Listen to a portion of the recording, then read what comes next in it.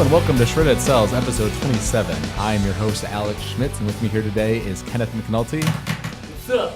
Clara Heimberger. Spooky boogie.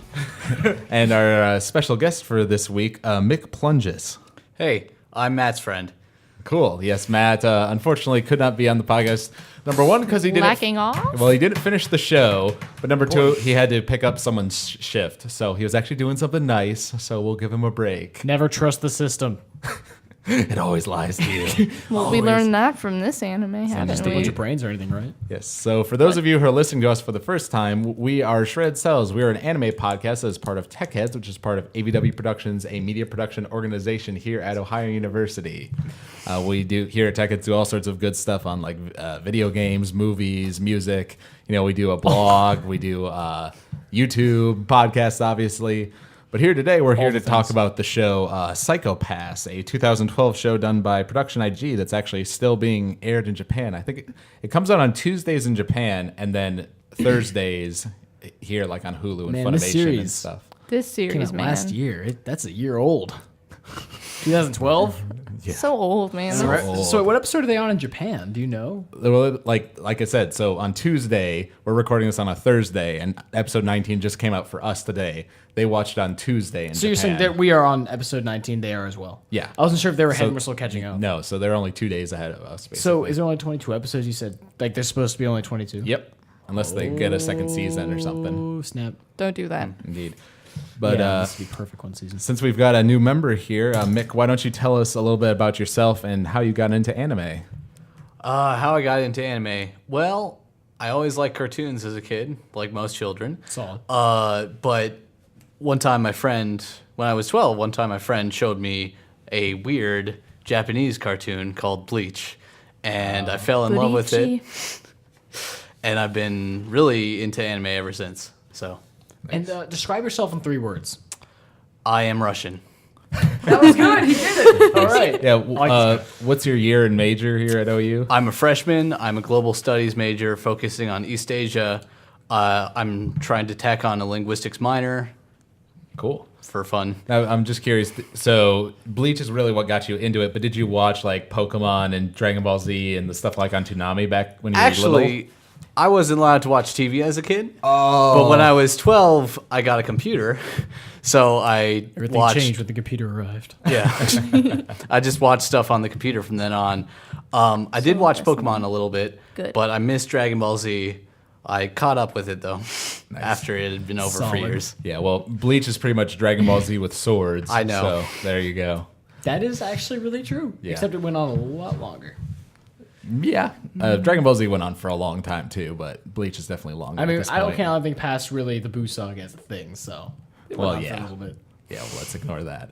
On the subject of Pokemon, earlier today I was walking to the public library. I was listening to music on my nice pair of headphones, and I was listening to the exact song. How did you know, Kenny? man. You know, lunch happens sometimes. I know, but yeah, I was just listening to a bunch of the Pokemon like theme, like the original theme song, of course, classic. Like, Oh, yeah. I was thinking about it. You know, I can't. It's hard to think of like another song that resonates with like everybody of like our generation's childhood as It's much like- as the Pokemon theme song does. It's like our theme song. It really is. I would say that. Or that, our mating call, depending on... Just look at some Pokemon. Leave them alone. That or Backstreet's Back. Hauling out to my Backstreet Boys. Not so 90s. sure about that. 90s. See, for me, it was Aaron Carter. I was going to marry him. I had his first album. I still have it. I still do. It's fantastic. Wait, so Clara, so are you telling me that if I go up to like a girl I like and I just go, gotta catch 'em all, it's you and me. You're gonna French I kiss. know it's my destiny. French She's just gonna be kiss? like, oh, it's Yes. obviously romantic. She'll become instantly infatuated and then kiss your face. And now kiss. Wow. Now kiss. It's gonna happen. Man, that's like your catchphrase, isn't it? Yeah. I actually saw that in Adventure Time. What? Yeah, he grabs a fox and a goose. He's like, kiss. He pushes them into a kiss. And I was like, what? Well, there's a Slightly little disturbing. meme about it, like a larger person like pushing 2 people together, saying "now kiss," and so. So you're I the just- larger person? Yes, that is how you normally ship. that's how you ship. You just push things together Yeah. until they fit. And for those of you who cannot see us, which would be everyone in the audience, Clara is actually relatively small and thin, so she does not fit the big man pushing people together stereotype. So you tell me giants are going to push small people to kids? If giants existed? Jack and the No. Beanstalk. That's what Clara seems to be telling us. Well, it's like a larger entity, and Oh. you're bringing their destinies together So they by can- pushing them rapidly towards each other okay. until they collide. It's like getting two universes and just shoving them into each other. yeah, it's kind of like what Madoka did, but only with like more than one world. See? There you go. Alrighty then. Madoka Magica. So Don't shipping watch it. is like It has been becoming a shipped. god of the universe, basically. Yeah, pretty much. Speaking of Adventure Time and shipping, there's also that Adventure Time episode where Finn literally becomes God and uses his power to ship all his friends. Have you Wait. seen that one? Which one is this? He Is it gets all the relatively little- new? Yeah, it's Oh, then I probably haven't seen it's season 5. He gets all the little dolls from Magic Man of all his friends. I haven't haven't actually seen seen that that one. Yeah, I was one. going to say, I've never Oh, I seen it. must Oh, it's so watch. good. This sounds I fantastic. think Clara's found her episode. Oh boy, Clara knows what's happening. spooky boogie. That is the episode. Is that your like excited catchphrase whenever you're excited? No, you're like, Kenny just says that I can say it good. She knew very well. Say It's well. like my favorite proud. part of that entire show. Spooky boogie. I thought it was over, and 2 episodes later they said it again. I was like, yes, it's not dead. what was the name of the other one? There were two like the Talisman. Oh, that's right. Talisman. Okay. It was so good. So- Speaking of anime, Yes, before we get into our discussion Anime. on Psychopaths, let's talk about the animation we've watched since last time. ow! Kenny, why don't you go ahead and go? No, I watched the new episode of Bravest Warriors Yes. because that was so good. It's always been Wankershim. It's always been Wankershim. That and pair of socks. It's temporal hair socks. Temporal pair of socks. I can't not put them on. That and I'm so confused. it's so good. So And good. I tried to get Eugene to watch it, but he didn't seem very impressed. He would love it. Oh. He was just like, I don't know what this is, and I'm like, please keep watching. Eugene. Oh, he's gonna like it. Don't worry. But that's really all I watched, other than Psychopaths. I watched a lot of Psychopaths. Yes, you did. 19 episodes worth. Funny. That's how many episodes are out. Yeah, I looked for 20. Didn't exist yet. No, not yet. maybe it exists. As for myself, I actually watched Psychopaths 2 weeks ago, or not this last week, basically, not this week. So I was a little bit ahead of the ball game there. Are you special? I am special. Thanks, Clara. You're welcome. But I did for whatever reason I was in the mood to buy some things because I have like like $80 worth of iTunes credit that I've just been sitting on for like a long time. Aren't you special? I got it for my birthday like a year ago, and I just haven't spent it on anything. I was just like, you know what, I'm gonna spend it. So I went and I bought all 6 episodes of Fooly Cooly in HD Damn. and Redline, the anime yes. film I in need to see HD. Redline. You Yeah. haven't seen it? No. Well, I've seen that like 10 times. It's ridiculous. Yeah, well, now that I have it, we can watch Well, I it. was gonna say you have it now on the eTunes. The eTunes. Yeah, it's Internet Explorer's fake iTunes. Welcome to eTunes. Misfire. You're trying to hit me with that anyways. pen, Kenny. No, we've not enacted. What else did I watch? That was pretty much it. This is not anime related, but I also downloaded an episode of Teen Titans. It's the one Yes. where Cyborg has to fight Atlas, and he like pushes himself like above his limits. Oh, I ship it. Really? I got another one. That episode's awesome. It's like the human element. I'm gonna kick you off this podcast, Kenny. I know what you're talking about, Alex. One shipping person is good enough. I don't need a second. We already have a second. Who's We this? are one. Andrew Gleason. Oh, yeah. He's not as I bad love as you, though. Andrew. He's getting there. A shout out to Andrew. Shout outs. Shout out to Holla Andrew to our Gleason. boy. He's my favorite. That episode's awesome. I thought I was your favorite, Clara. Everyone's my favorite. Oh, okay. See, we're all Wankershim. Wankershim. Everything's always been Wankershim. Everything's Wankershim. Anybody who understands will understand. My Okay. name's Catbug. We're friends now. We're having soft tacos later. I'm confused. Best line ever. Let's move It's on. awesome. So Mick, what shows have you been watching recently? Well, as for animated stuff, Psychopaths. But also, I've been watching The Simpsons for my non-anime kick, I guess. There's a lot of stuff there. It'll keep me busy for a little while. Now, are you watching like the new stuff, or are you going through the older seasons? No, I'm really partial to the really old stuff, like before season 10, which, wow, that was a long time ago. Yeah, I don't watch The Simpsons. 23, Wow. 4, 5, maybe. Oh my gosh. Well, yeah, I think it's the longest running TV show. Is it TV show in general, not even an animated show? Oh, no, probably animated show. I think Doctor Who definitely has the longest yeah. running. Oh yeah. TV show. 1960s. Pretty much. Anything else then? Not really, no. Psychopaths has kept me pretty busy. Yep, makes sense. Clara, how about you? Pretty much same as Kenny. Bravest Warriors, Psychopaths, and my favorite YouTubers. One of my favorite. I have a lot of favorite YouTubers, but one of them, they do geeky parody songs. They're called Screen Team, and they've been together for almost 8 years, I think. And he proposed, and it was beautiful, and I squealed really loudly, and it was amazing. Is this animated? No, they're just people on YouTube, and because Bravest Warriors is on YouTube. We will not allow any non-animated talk on this podcast. Well, you DBZ know live what? action was good. I actually refused to ever watch it, so. They're just a highlight of my week. Oh, They're like my real life OTP. Oh, yeah. Yeah. Say for Rizzle. I know. For me, it's like, well, I watch a lot of things, but Game Grumps especially will usually get me cheered up. Oh, speaking of things we watched at a reel, right before I came here, the last 23 minutes, I was watching the origin of Mark Nutt. Oh, I saw it. From Rooster Teeth. It was hilarious. Just Mark Nutt the entire time. How Gavin just at the shooting range that killed me. Yeah, Rooster Teeth as well. Like their Let's Plays and their little videos they put out every week. Good So stuff. good. I prefer the Yogs cast, but that's just me. Well, your opinion doesn't matter, Clara. Well, why am I here then? I value your opinion. Thank you, Kenny. Oh, Can I have a lifesaver? ooh, we're passing out candy all of a sudden. No, it's mine. You can eat chocolate. Yeah, dude. I already had some chocolate though. Well, I brought oh snacks. Speaking of snacks, there was none in Psychopaths. No snacks. Well, but you can like automatically generate like any food you want. That's Jeffersons. pretty cool. Jetsons, not the Jeffersons. Sorry. How do you screw that up? Because I had a J-Dog. But yeah, the Jetsons. J-Dog. J-Dog. Okay. But yeah, that's the one thing I like about the series, but at the same time, that means they don't get like real food, so they try actual cooked food. They're like, oh my god, this is real? And it's so good. Not made of Like hyper oats. Kagari. Yeah, I was gonna say, I realized I put it together. Yeah, everything. That food's made out of just oats. Yeah, It's just made of we flavor. learned that in episode 19, which, by the way, for all of you listening out there, there will be spoilers for all of Psychopaths, Everything. so you have been warned. But We're all brains. yeah, it makes sense, you know, that there would be some sort of super machine super nutrient that lets them make all this stuff. Because you can't just have all that food sitting around, so I figured it was something along those lines.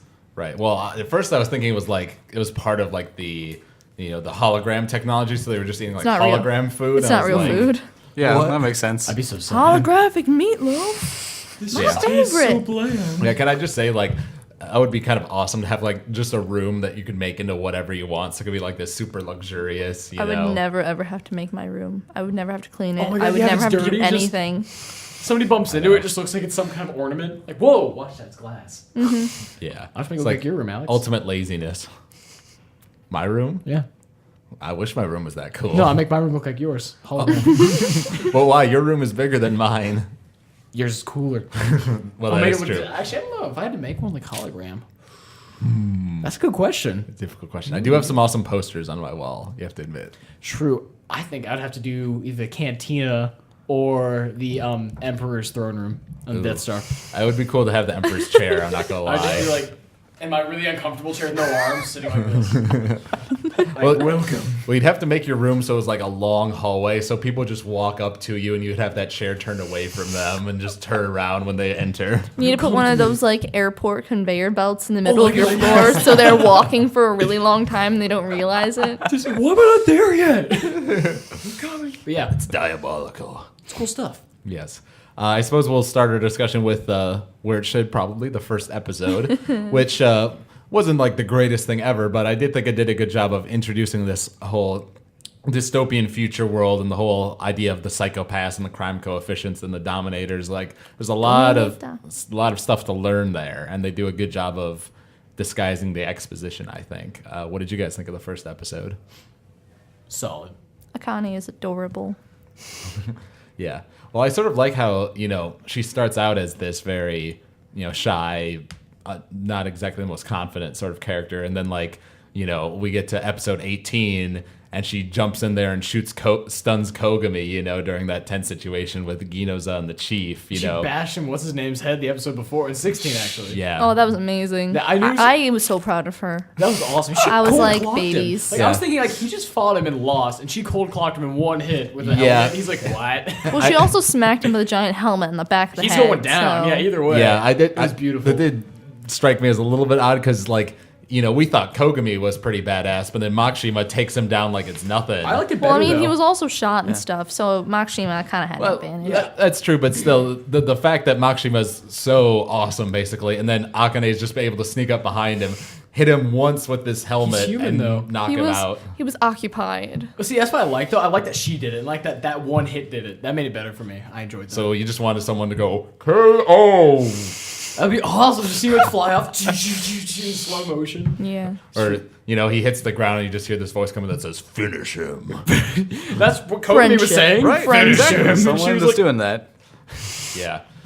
That was actually, And then it's like you accidentally punch them. You're like, no. dang it. failure. You're like, No, I actually did really like that scene because, you were cheering for Akane, to kill him, but at the same time you're like, not. well, yeah, well, it's a conflict of, the two, because on the one hand you're like, yeah, kill Makshima, we know he's a sick bastard, He basically. killed your BFF, yo. Exactly, and you see her, all the flashbacks going on and her crying, but at the same time, like, well, I don't want this pure innocent girl to become a killer, so you're like, well, don't do it, Yeah. and of course that's what happens. And he was right all along. Yeah, and there's also, he's kind of a badass. I kind of want the show to last longer. Yeah, so he's badass as hell. Yeah. He took down a robot by himself. Yeah, well, that's something I've noticed. Like, there are several other shows like Legato Blue Summers from Trigun, for those who have seen Trigun, or Johann Liebert from Monster. These are both like really, really good villain characters in anime, and both of them have this same sort of philosophy of like they're basically willing to die if it screws up the protagonist. They're that type of villain. They're not out to like conquer the world necessarily. They're there to just play with the world and mess with people's minds and stuff. And those sorts of villains only work when the protagonist has some aversion to killing people. Because if that was happening with Kogami, and Kogami was the main character, he wouldn't have hesitated to shoot him right in the head there. But because it's Akane, it works. That sort of technique of a villain really works well. So I've just discovered that that's like a type of villain that seems to work really well. They make for these really compelling, like interesting villains, which if you have a really interesting, good villain, usually the quality of your movie or show goes up like significantly. Villain's what makes it. Because like you hate them, but then you're like, you're interesting. Exactly. That's why The Dark Knight is so good, just because Heath Ledger does such a good job with the Joker. Oh my god, he's my favorite. Yeah, sometimes villains are better too. In my opinion, the hero has like less fleshed out than the villain is. Why don't you put on your headphones, Kenny? Because they weren't working anyways. Why aren't they working? Because I'm different, man. Bring the status quo. You're all in the system. I'm not. Civil system. But yeah, see, I like a good villain's what makes a series for me, and I really like him as a villain. So that's what made it. Him and the guy with the eyes, like the grills for eyes. You mean the cyborg guy? Yeah, Cyborg Man. Oh, it's a show. What's his name? He's Korean. I forget. Yeah, I don't know. It's like Che We'll call Gusong him or something like something that. awesome. Cyborg guy. That's got his name. He got 8. But I was talking with you about this the other day, Kenny. I really liked his whole little speech he had with the news reporter and how he was going on about. Oh, no, well, wait, I that was talking about that guy. guy. I was talking about the guy who is one who The saw one the with the civil system with his ponytail who eyes. looks like oh, who looks like Itachi. Yeah, Okay. but I also Oh, really yeah. like the cyborg guy. Like I liked him a He lot. creeped Oh, me yeah. out. He- Oh no, my his god, eyes were his like- eyes always. He never I like something's wrong with this guy. He's like, I'm a cyborg. I'm like, that's why he's creepy as hell. Yeah. Yeah, I liked him. I thought he though. was a priest or something because he was sitting there with all that hallelujah music in the background, and I'm like, oh, he's like a priest. He's actually just a murderer. He's actually a hunter. He was really creepy. Remember, he like made pipes out of that one girl's The bones? ivories. Oh, Yeah. yeah. It's like, oh, Ivories? this is her Yeah. bone. I'm like, stop, Yeah. stop. But He's that's creepy. That's why I liked him. But that Just whole for bit where he fact. was talking with the reporter and he's going on about how, well, I'm a cyborg, but you rely on all these other technologies at home, to make your life work. So how different are you from me? And she was just like, stop. It's like, cyborgness is the way to immortality. I like how he says like, God made us in his image, so let's make ourselves more like God. Quake. Like immortality. Yeah. But I think it's cool how they posed in that show that they found out the brain lasts 150 years. So technically, if you had, made your body immune to death, you just lived 150 years. Right. Which is still obviously a long time. A long time. It's a century and a half, dog. I don't want to live that long. Yeah, come on, that's way too long. Yeah, well, but in this case, you got a cyborg body, so it's not like you're gonna get super old. It's your Franz, dude. Yeah. What if your friends die? Well, yeah, that's everyone true. you love and care about, unless they're all cyborgs. Yeah, everyone, all your friends are cyborgs. everyone's a It's a doctor cyborg. effect. Well, if everyone starts becoming cyborgs, then this is getting even closer to becoming Ghost in the Shell. So Which is awesome. Ghost in the Shell is cool, but I was actually sort of comparing it to Ghost in the Shell because, Ghost in the Shell and Psychopaths are both this sort of dystopian future, setting. But I actually like Psychopaths a lot more because from what I've seen of Standalone Complex, I only watched the first episode. See, that you can't base that on the first episode. Well, comparing the The first... laws of anime. Let's compare the first episodes of both then. Like, immediately you sort of start feeling for Akane, like as a character, like when she has to... she's telling Kogami to stop, and eventually shoots him, and everyone's freaking out about it. It immediately invests you in her character, and like the characters themselves are much more, emotional and human. Whereas in Ghost in the Shell, a lot of them it's a bit more of like a political show, and it's this whole crime drama thing. And Kusanagi is like, doesn't really have that much of a personality since she's sort of part robot. So the first episode. I was just able to identify more. I'm comparing the first episode of Psychopaths to the first episode of the thing Standalone is, it depends Complex. what you like. I like them both, but the thing is, I've always liked Standalone Complex. Like that's like one of my favorite series of all time. So that's why. So you're biased, is what you're saying. Yeah, horribly biased. I'm not gonna try to defend myself. Of course, I'm biased. I love that show. Okay, so I was just saying I sort of like the way Psychopaths did it a little bit better.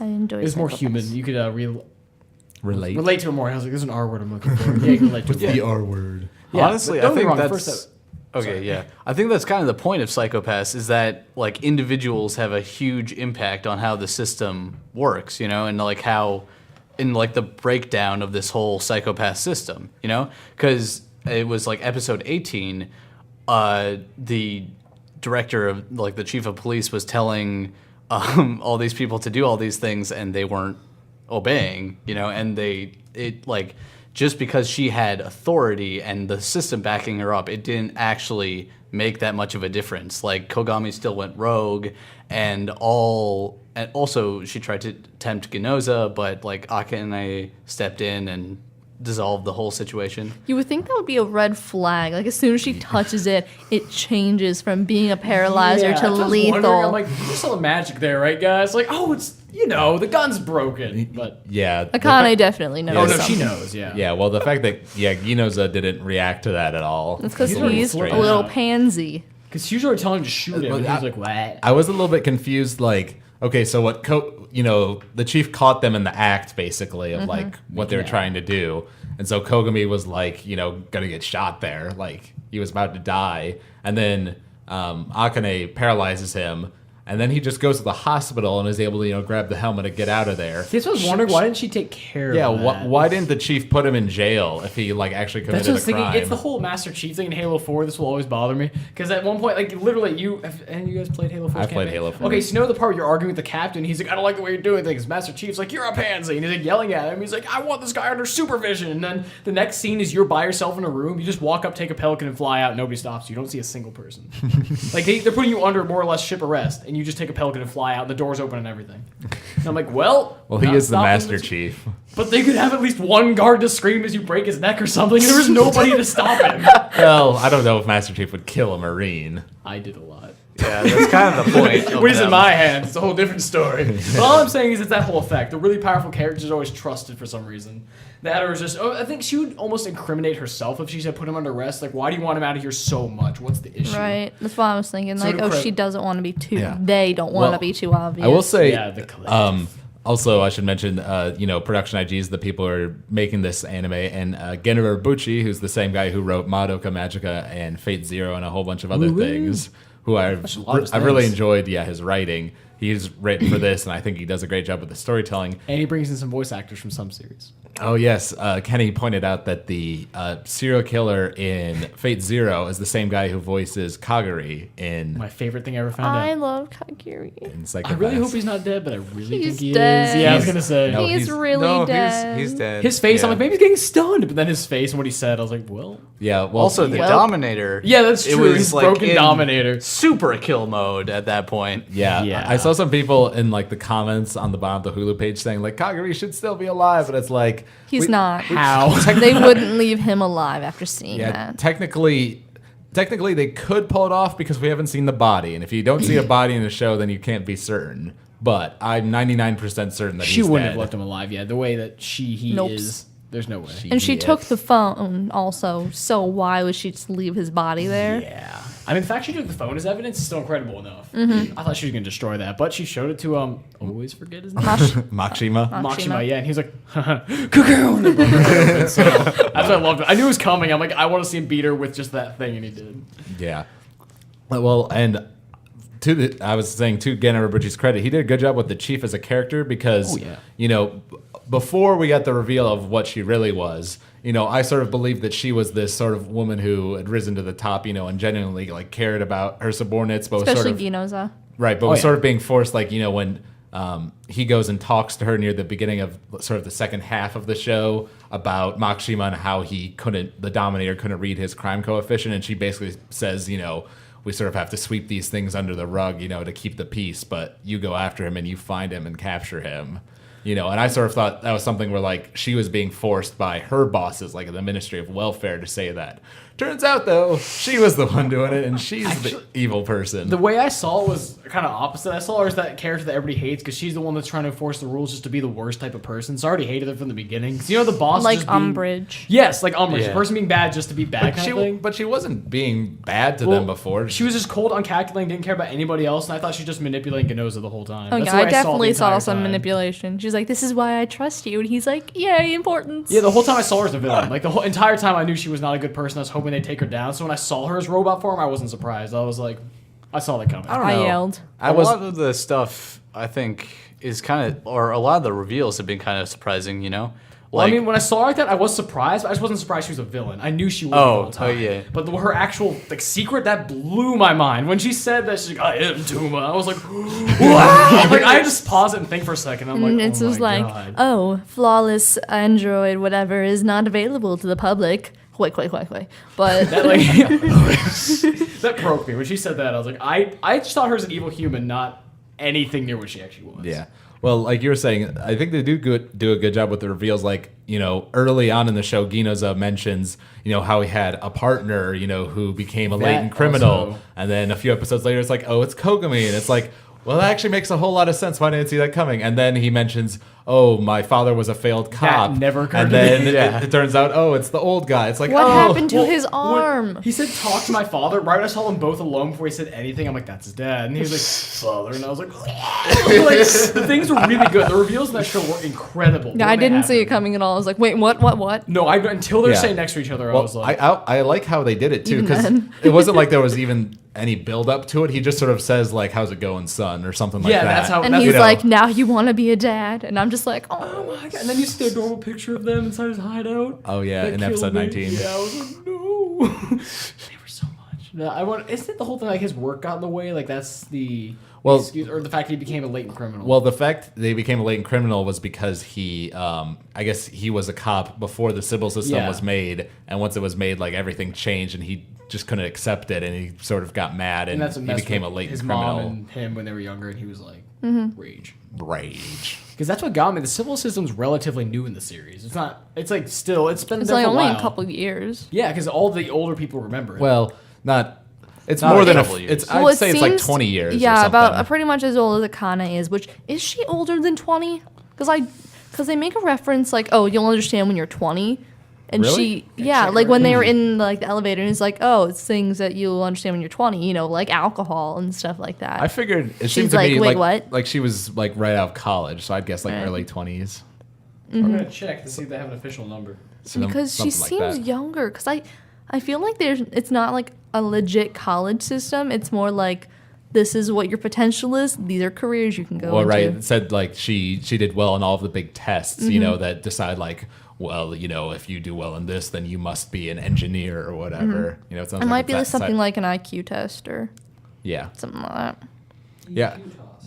I did think her whole, she gives her reasoning for joining the police force, and it was basically just because, well, I got these great scores and I could go to anywhere I wanted, but I was the only one to get that high of a score in the police thing, so I just went to that. No, she was You like, know? well, it's like there's probably something special that I can only offer. Yeah. So, I mean, it makes sense, and she fits pretty well No, in. it does make sense, but it did seem a little bit superficial. Like, well, I'm the only one who made the highest score in that, so I'm gonna go do that. Yeah. I just felt such a connection with her because I remember getting report cards when we were in high school, and I got really good grades, and a lot of my friends didn't do so well, and they would always yell at me because I got over a 4.0. They're like, geez, Clara, why are you so smart? And I'm just like, I'm sorry. I'm not going to not be smart, but don't hate me, please. Do we know what year the show is? It has her birthday. Okay. So she's born in 2092. Dang, this is far in the future. In the future. Yeah, I don't Yeah, actually fine, know. yeah. Well, unless we know the date, I'm just gonna guess 20. They don't have a date. They don't have her age, but it just says she was born in 2092. I see. Yeah, I don't know when the show is actually sent, so More that means we're research. in like 21 something, probably. Psychopaths. What would you say? Year takes place. Yeah.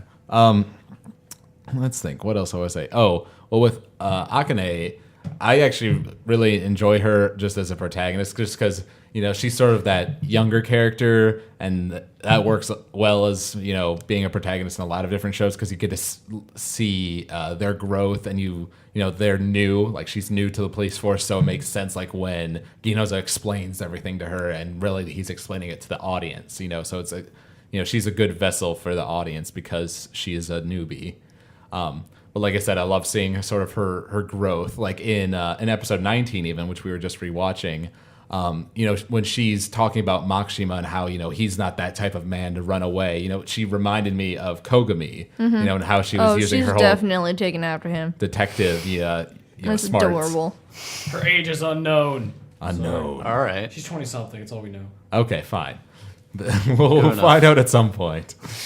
I did find it a little strange how, how we mentioned the whole Sybil system thing's only been around for, a relatively short period of time.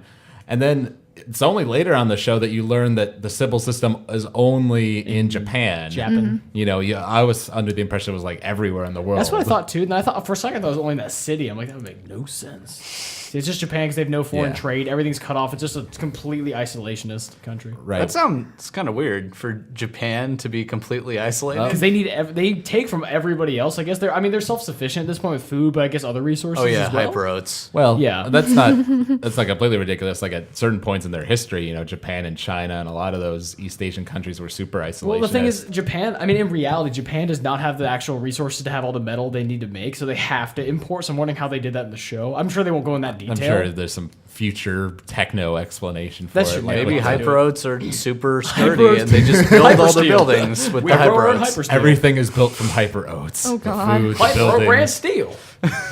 Hyper Genius. socks.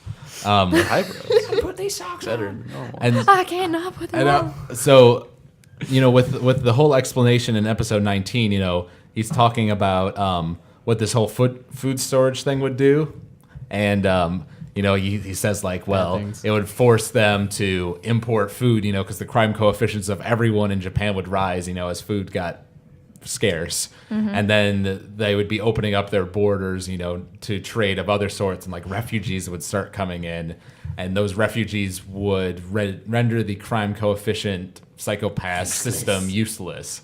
So is that just because they don't have like the little psychopath machine, or why exactly would refugees coming render the Sybil system their a mess? crime coefficient would already be off the charts because it just senses your cue because you don't need to be part of the machine. Any human being that's in proximity, and because they're refugees from somewhere, they're gonna be losing it, and they can't just kill a foreigner for coming in and being insane. Kind of thing like, oh my god, our country was destroyed. I need somewhere to be. Well, away it from seems all like that. they could, make a thing where like, well, you get tested at the border, and if your crime coefficient is too high, you don't get into our country. But the even thing that- is, it's all subjective. that and you Well, can't but stop, no one knows that. you can't stop refugees from coming in. Like no matter what country you're in, if refugees, they'll find a way into your country no matter what. Besides, you can have like illegal immigration and stuff like Exactly. that. You can You can get into a country without going through Yeah. legitimate procedures. Once exports are Smuggling. open, people are going to come in. Right. So it's going to mess with the system. They're like, wait, you're not a citizen here, but your crime coefficient is like 800. They're going to be like, ha ha. 800, that's like a And mass then they're gonna murder. start killing people. Because like 300 is where you can get killed. Okay, They the sort of thing said is that. about killing people. When that first guy in the mask was just brutally bludgeoning that woman with that Oh, yeah. hammer, That was why did they graphic. they're like, oh, let's videotape it. I'm like, what are you doing? That's like disturbed me. I'm like, Well- everybody's just staring. They like described it. the noise it made when it impacted her skull just Oh, made me God. so uncomfortable. Watching it more than once was painful because seeing it for the first time, I was like, I don't want to see that again. They show you, and I was like, Well, they made. I mean, it's a twofold thing. One, it's partly because of the civil system, and they made the point like, well, no one can be out here, and have a high crime coefficient, so he must be Is this staged? okay. And then like the little robot guy goes by, nothing happens, so they're like, oh, it must be fake. Exactly. The worst but, part- but number two is it's just something with human nature. Like I remember reading this whole story in like one of my English classes about this woman who was like, somebody was like stealing her purse or something like out on a New York alleyway or something, and she's screaming, and there's like a whole bunch of apartments nearby, and a bunch of people heard her, but none of them called the cops. Because they assumed somebody else would. Exactly. And so it It's- is a real like human nature thing. Goddamn humans. that. And the worst parts when the machine came, like, your crime coefficient, your what is it, psychopath's getting a little too cloudy. You might want to Yeah. calm yourself down. She's screaming. It's talking to her. And I She's was like, not even like able to scream, just blood pouring everywhere. Yeah, And they're it's like, like, calm Oh, down. your stress levels are rising. Yeah. Well, do and you need therapy? There are so many. It's like the portal turns yeah, that's everywhere. what it sounded like. Are you still there? There's so many really disturbing scenes in that show. Like everything In like with the first episode. yeah. It's like, Yeah, oh, actually, hey, rape the blood time. explosion got me. Oh, God, yeah. Oh Yeah. That was Or how about when I laughed. Is that really bad? That is epic. Don't get me wrong. I laughed, and I was like, this show's that's when I realized this was going to be a graphic show. yeah, That's when I realized this was going to be a great show. Well- Yes. When I saw that. have any of you guys here seen anything from Fist of the North Star? Yes. Wait. Because it's very similar to that with the whole people just exploding, basically. Is the same effect as Blood explosion? him. I played their game. That was pretty cool. Yeah, but from the first episode, like the whole bit where the woman who got kidnapped in this whole ordeal, like they talk about how just being around a criminal makes your hue, go dark and your psychopath rises, and she's a latent criminal or whatever, and she starts pouring the gasoline on herself. Like that was around the point where I was like, wow, this show is definitely not a kids show. This is going to some dark places. But it was cool though, because it was doing it, but it was doing it in like a smart way, because it Right. it makes these whole moral dilemmas with the dominators and the crime coefficients and everything. And that's what I love about the show is the whole morality aspect and like what's justice and but really. Bring it back. losing like that's Makshima's whole thing is like having without the dominators you have the weight of like your own will. You don't have this machine shotgun telling scene. you who's good and who's evil and when to shoot and when not to. You got to make the choice for yourself and have that way on your conscience. Just makes me so mad. Those guys in the helmets are like, oh,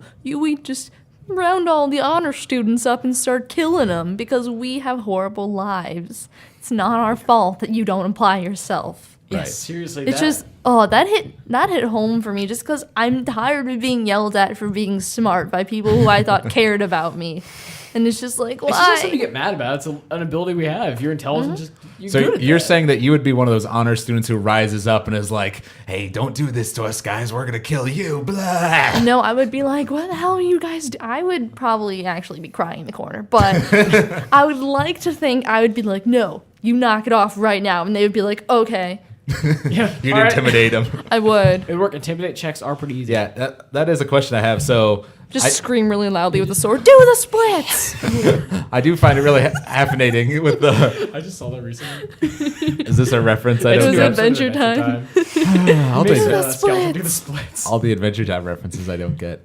But with the second half of the show, it seems to basically Makshima takes this whole idea of like, well, what would make the Sybil system completely fall apart, and he introduces this whole helmet idea and basically Riot shield. yeah, people Riot shield. gives it to people who are basically mad or about to become criminals. And he's just like, here, now your crime coefficient won't go up, so then people go crazy. And that part was cool to me. What I was a little bit hazy on was, do you think people would really rise up like that, and like these normal citizens suddenly rise up and start like beating the helmet dudes and then like rioting in the streets and getting Oh, heck super yeah. upset. Yeah. That's the way human nature is. If we can get what we want without getting caught, we'll do it. I mean, it's like the whole I'll bring Oblivion in now. Oblivion with the Gray Cowl. The Gray Cowl is a mystic item that lets you can never be caught no matter what when you wear it. Like Why literally, I was in wouldn't front of a you guard, make and I took mischief? What? Why wouldn't you make mischief? Exactly. Like I took off the mask in front of a guard. He's like, "Oh, hey, citizen." Right. No. And Well, I I was like, get that part with the mask guys, but I'm talking about the people who didn't have the masks who rose up and killed the mask Well, wouldn't people. you be mad if these people were just taking what they wanted, killing your friends when Well, you want snatching to? your people up. Well, I would be mad about it, but going to the lengths of killing someone is Well, I mean- Well, I a mean, little they extreme. feel like the Their civil stress system levels.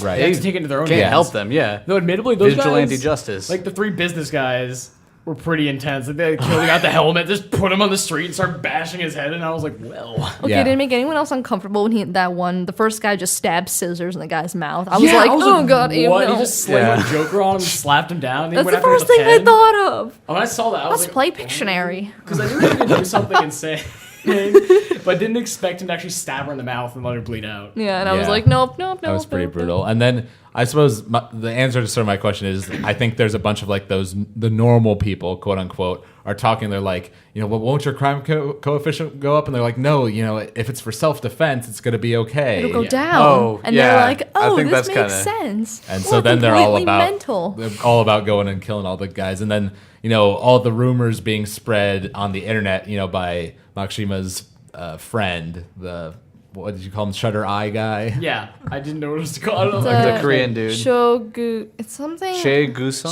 Shegu. Sung, I think. Che Songguk or something like that. Something Something. Korean. It's Something. Che something. Okay, Chase something. I like how he's spreading like all the rumors on the internet. I think people go crazy about talking about like the crime coefficients in the civil system, and everything gets so confused. One thing I really liked about the whole scene though was the riots that were happening. Just the cool part. They're all charging them. There's just 3 of them in the car. He just throws 1 grenade, takes down 20 people, and everybody's like, "Yeah, we're done." Puts their hands up and goes down. I was like, It was actually really good because they only got That's 4 what I would grenades do. each. "Yeah," and they used 1. Everybody's like, "We're done." Solid. I mean, Solid. if I saw one little, I'm pretty sure getting electrocuted probably hurt a whole lot. Yeah. So they're like, Probably. oh no, I'm okay. Yeah, seeing 20 people go down, you're like, "F it." Just give up. man. Yeah, I thought the riots would be more of a problem, but they took care of them pretty easily. Yeah. Well, but as it turns Kinda. out, the riots weren't the real thing that was going on. It was a diversion so Makshima could get to the Ministry of Welfare. And it, in the end, pretty much worked out for him. He got what he wanted, the information. They never shut it down. I was a little bit confused because they're going through the Ministry of Welfare and there's like no one there. Like I know it's nighttime, but you think there'd be some humans there still working or Civil like system doesn't well, need that. guarding it. Probably entire- is like completely animated. Like they don't even have security cameras around there because they probably don't expect humans to be around there at all. Right, isn't Yeah. the Ministry of Welfare just the civil system pretty much? Yeah. It's never really explained.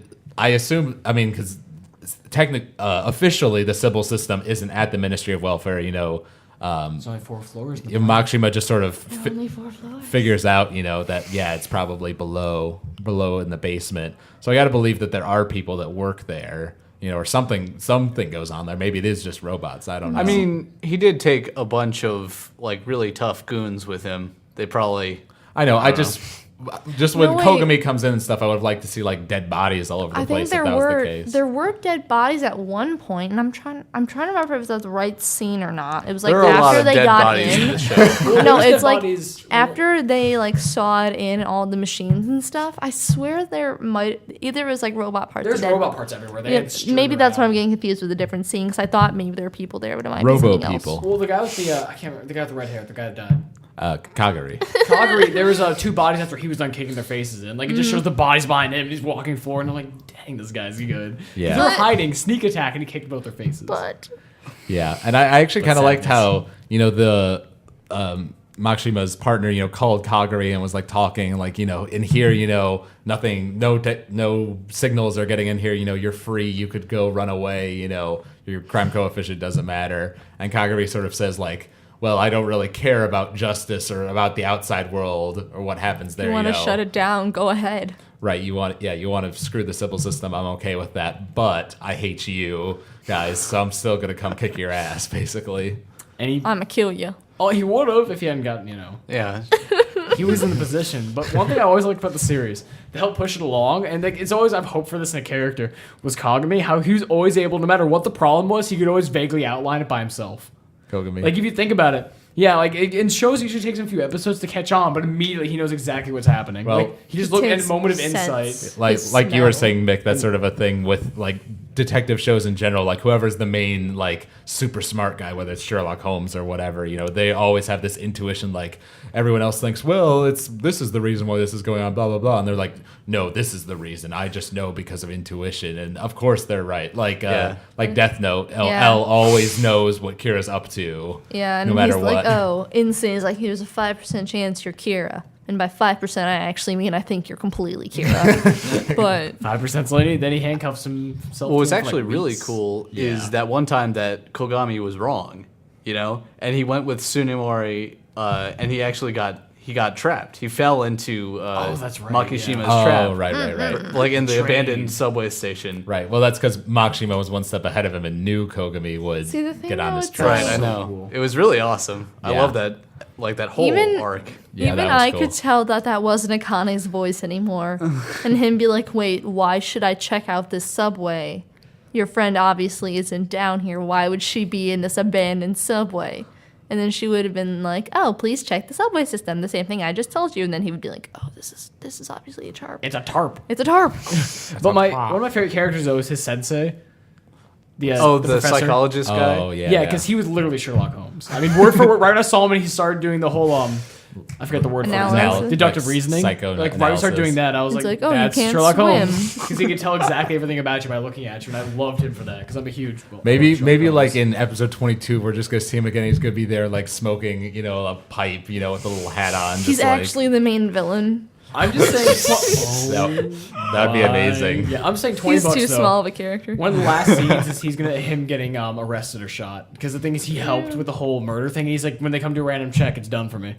Oh right. So I'm saying, what if that is one of the last scenes? No, Well- but he's so isolated. That's fine. Yeah. I'm hoping he'll be fine, but I know they do it just in the fields. Like after everything's happy, just him getting shot. We're like, well, thanks, psychopaths. Yeah. You're the worst. I want to backtrack a little bit to some of the earlier episodes because we Nope. skipped over some of the interesting characters from there, like the robot guy. I don't like him at all. Oh He was a yeah, good villain, but he was creepy. He was Well, what I liked about that was everything that about it was face. unnerving. it showed Kogami and sort of how he's he is the super smart detective guy, and Akane's like, oh yeah, I'll trust you, go ahead and do what you got to do, and then he's like bullying this guy and basically forcing him to like pushing him into a corner basically to see if he's really the villain or not. And you sort of understand that he's a little bit like a Kiritsugu, and No, that I he's willing realize, actually, to push people to that fight limit. is almost exactly like the Cyborg and Atlas fight. One's completely robot, one's more human. The human overcame him just by sheer power. Like he was able to go the extra percent and get him.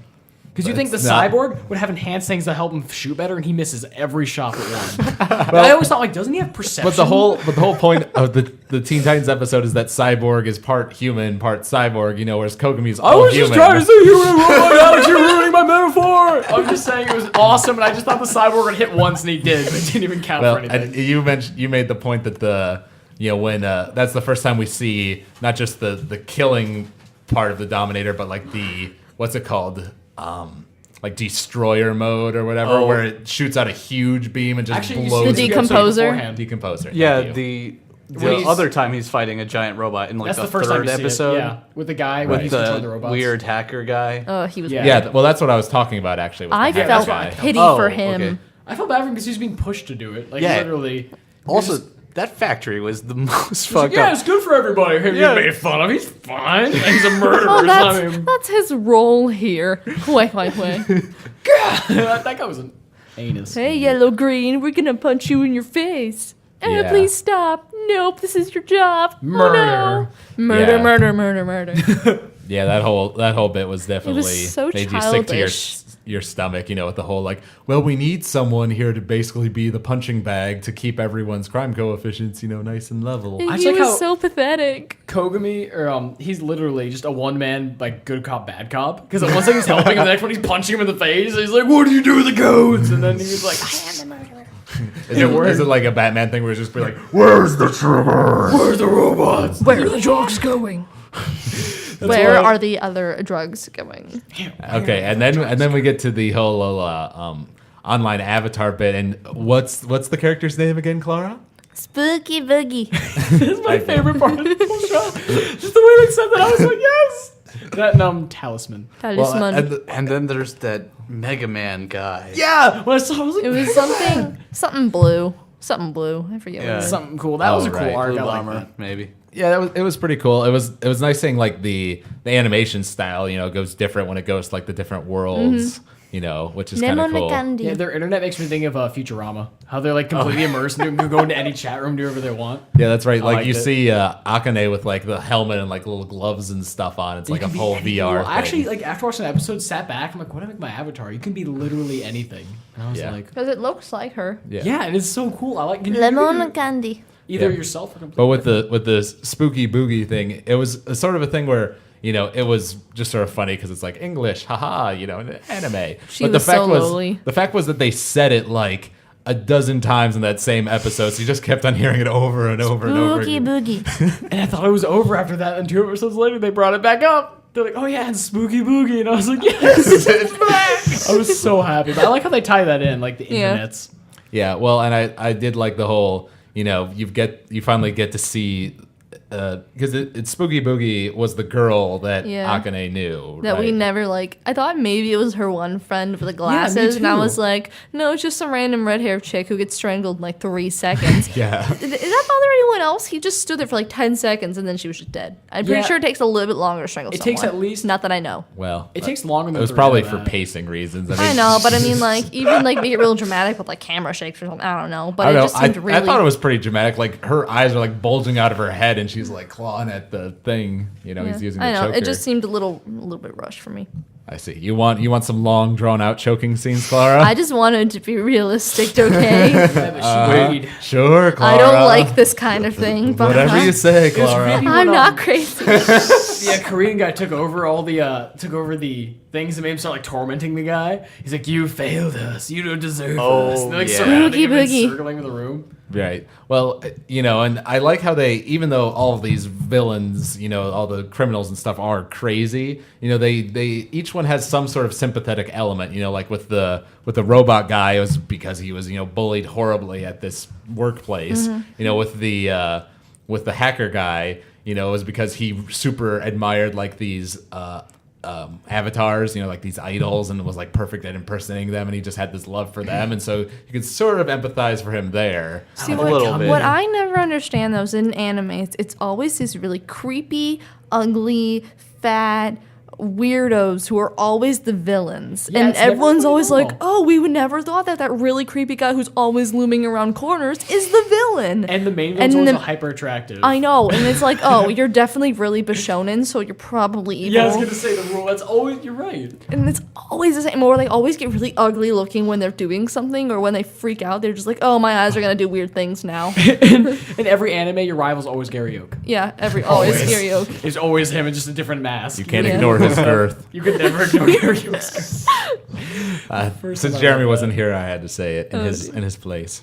But that's an important episode just because we get him the different avatars start torturing him, and that's where we get the first reveal of Makshima. Basically that there is this guy who's sort of pulling the strings on everything and is just So Bishonen. basically providing these sort of latent criminals with the tools or the motivation or whatever it is that they need to basically push them over the edge into actually committing crimes. Okay, the But he- creepy artist girl is creepy. yeah, and then, Yeah. and then we get into that whole bit, which with this weird all girls private school. He's the art teacher there. Oh yeah, that's right. Yeah.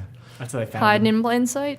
Exactly. Yeah, and I know that the whole thing. He helped out with the specimen ones too. That was like his first big thing, right? They assumed he was part of the specimen murders. Yeah. Oh, yeah. right. And Because we find out it's not quite over.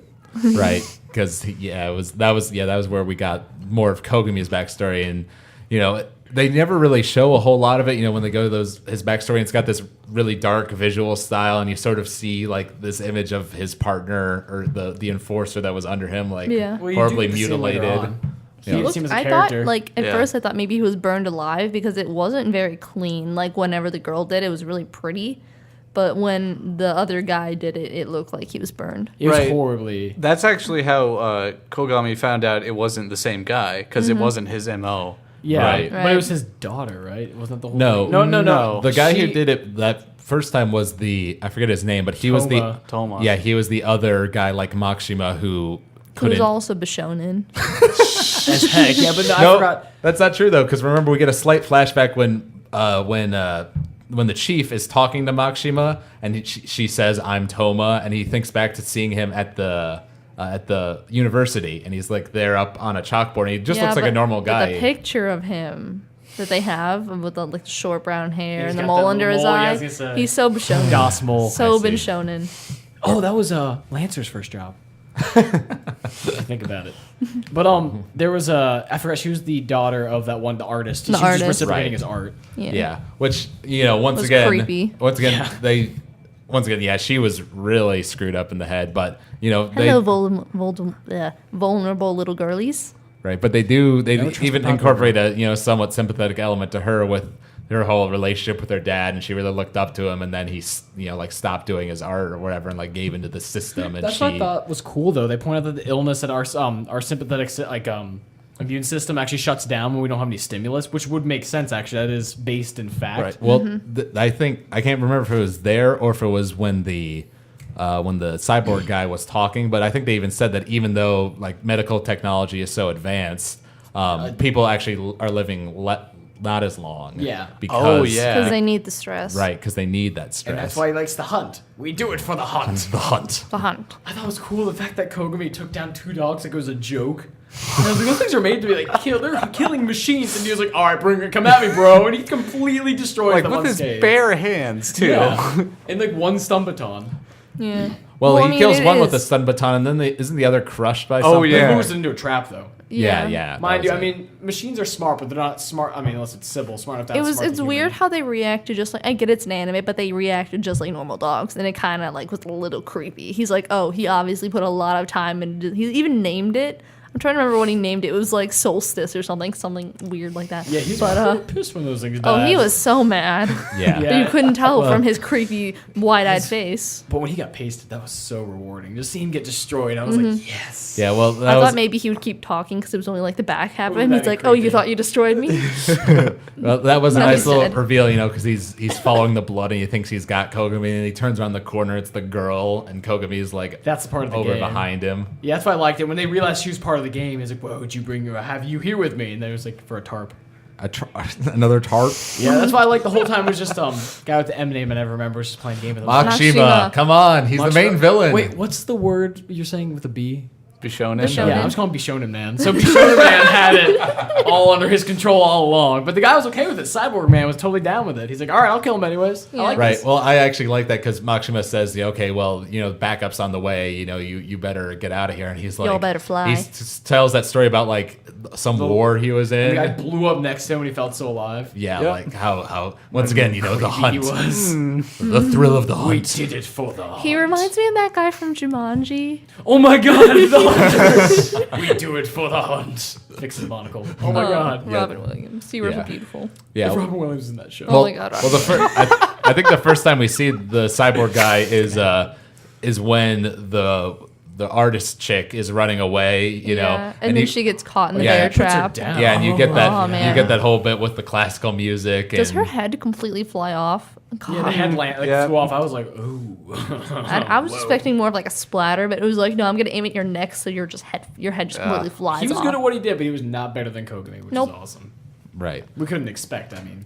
Yeah, but I did like how, in their I agree with you, Mick, and as far as like that whole sequence with the hunt and the little labyrinth they were stuck in and everything, that was a really cool, sequence, how like Makshima taped the antenna and like the batteries for the transceiver, just to give like Kogami a fighting chance, basically. Oh, so the He's cyborg like, guy didn't oh, know this that. is a test. Yeah, remember, because the cyborg guy says something, did you do something with this game, Oh, that's right. I thought he mess did with it me. himself. Okay, that makes And sense. Makshima even says, sort of like he was doing with the girl, he's like, I'm testing you, to see if you're up to my standards. And he was okay with it till the end, till he did. See, what was really Yeah. weird though is that when the girl was he was like, oh, take off your clothes. And she was like, wait, what? And then it's like, don't you match your underwear? And she's wearing a bra. She's probably like, I wasn't wearing this earlier. Someone put this on. It's just such a higher level of creepiness. It made me laugh so that I mean, at least she wouldn't really argue with him. The fact she was just so like out of he's just take off your clothes. Like no change in his voice, just take off all of your clothes. And he's like, I told you. And she's like, what? Yeah. That's what I was like. I felt so bad for her because it's like you really can't do anything, and he knows you can't do anything, but he still wants to keep you around because you're Akane's friend. And well, she even says that at one point, like, I'm just slowing you down, I know it. Yeah. It's just terrifying to think that she was asleep and just woke up in all of this. Yeah. That could just happen. Yeah. Like, wake up, you're on a train. I guess like, they drugged her or something. Yeah. If I wake up on a train, I'm hoping one of you guys saves me. Okay. We come for you, I'll do my Kenny. best. I'll try. I'll do my best. Oh, I appreciate it, guys. This is But- a SWAT team. But I do like with that whole battle how, like... I'll be Akane. See, I feel safer with that, actually. That would actually make me feel a lot better. In this whole fight, even though Kogami does end up winning, and being badass and all that, he does still, like, get hurt. Like, he gets shot right in the shoulder, by that shotgun at one Doesn't point. he get Injured shot a in, like, lot. the kidney He or got shot something? here, too. Like, he got splattered here and something here, so they had to patch him up. They had to go to the hospital. Exactly. He's So, been injured so many Akane shot him times. twice now.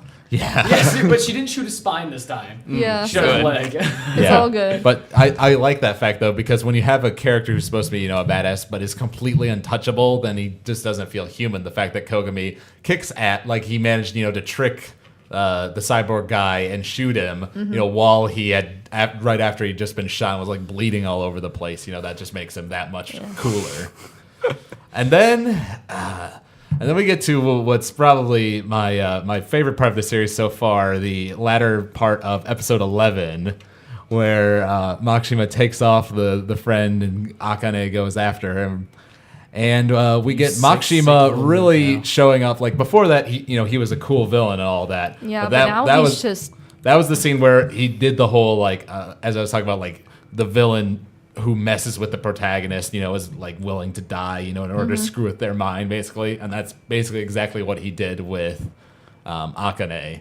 The thing is, like, if she would have just used 2 hands, she could have killed him. But she was like, no, I can't because I have to be detective. Yeah, you think she's had 2 chances to kill him. Yeah. Well, that did There are times to confuse charm. me a little bit, because I like that. it did confuse me a little bit, because, at one point, she does shoot both bullets in the shotgun, but it's obvious, like, she's just holding it with one hand. There's no way she's I going to would hit thought she was him. about to, like, single-handed. I was like, dang, Akane, you're about to take it down single-hand style. Damn, yeah. girl. But she'd never used an actual gun before, so she was new to the idea of shooting. I Right, I don't think there's any kickback at all on. I was impressed. That on the shotgun had no Dominators. kickback. Oh, I thought the yeah. shotgun didn't either, but the Dominator, you're right. There's No, the it's just shotgun definitely shit. had some kickback.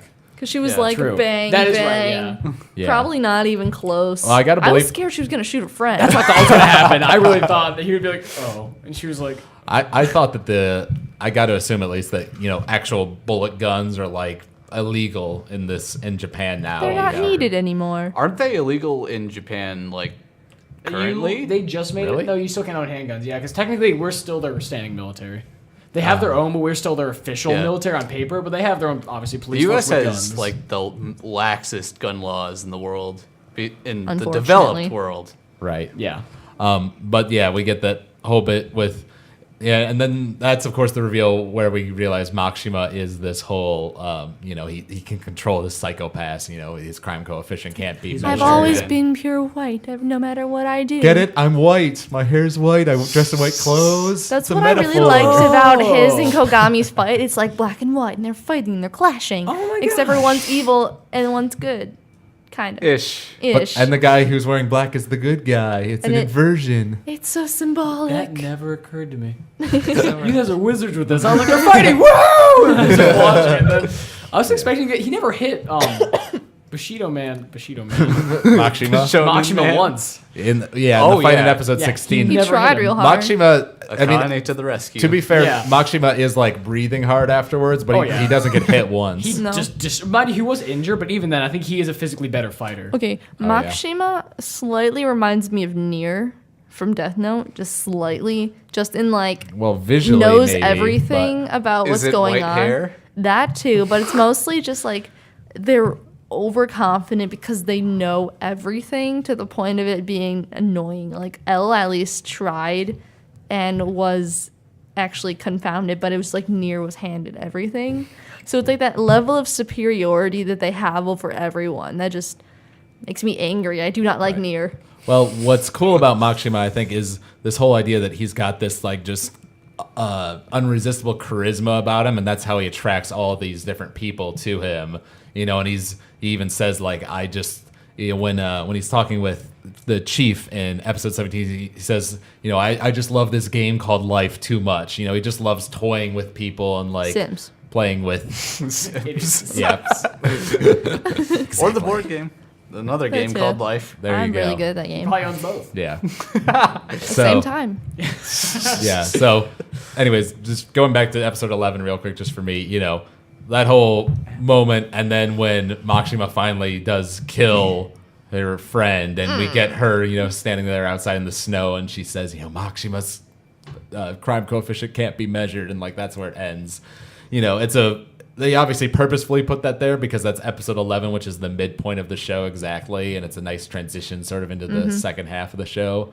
But that whole exchange in that little area, I don't know what you'd call it, that warehouse, is awesome. Akane's showdown with Makishima was so well done because especially like his crime coefficient just goes down and down. And you see her getting desperate and because the gun is not responding. That's way later on. But yeah, you see it go from like 60 to 30 to 20. Yeah, and I'm it just goes like, to that zero. is It goes to crap. zero. And that is a lot. And then OP. he kills her.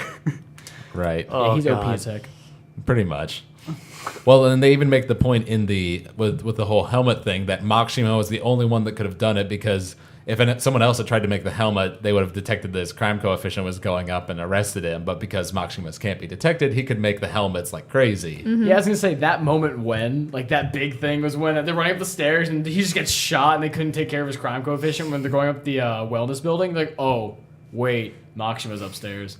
Whoops, because they had the helmet on. Oh, right. Akane, but they're like, well, that didn't help anything. I did it. You got shot, and oops, sorry. Yeah. And once again, that was a thing where it's pretty obvious, but I wasn't thinking of it I didn't at think the it time. No, it's like, Expecting oh, not this is a to. great plan. Yeah. and And I did one thing I was mentioning to Kenny earlier today when we were talking about it, way back in episode 1, we get that whole bit of Kogami fighting the one random helmet dude and then staring down with Makshima as Akane voices over about like how the two of them were destined to come together or whatever. And I was under the impression that was going to be like the finale of the show. But as it turns out, they put it episode 16, and there's this whole other finale that we're going to be getting I to. like it though. And I did like it. It was a nice surprise. And obviously, that whole fight in episode 16 is really well animated and awesome. I do like how they sped it up though, because obviously you already seen it once, so they made it a little faster paced because we already seen it happen. Well, not the fight with Makshima, No, but the I'm fight talking with about the the helmet other like the guy. two cronies. Like the first episode was very don't detailed. matter. The first one was like half that time. Right. Because we'd already seen it, but we're like, oh, it's this moment. Holy crap! Yeah. Showdown. Yeah, well, I think the nice thing about doing that whole flash forward bit in episode 1 is that it sort of teases you with like, this is what the show's gonna be, this awesome action packed thing. What if that was the Sort next of- episode? Just the next one, they were like, "Oh, we're fighting, cool." They're like, "What?" That was next episode. Next episode. Yeah, I'm excited to see how it's gonna end because we obviously don't know yet.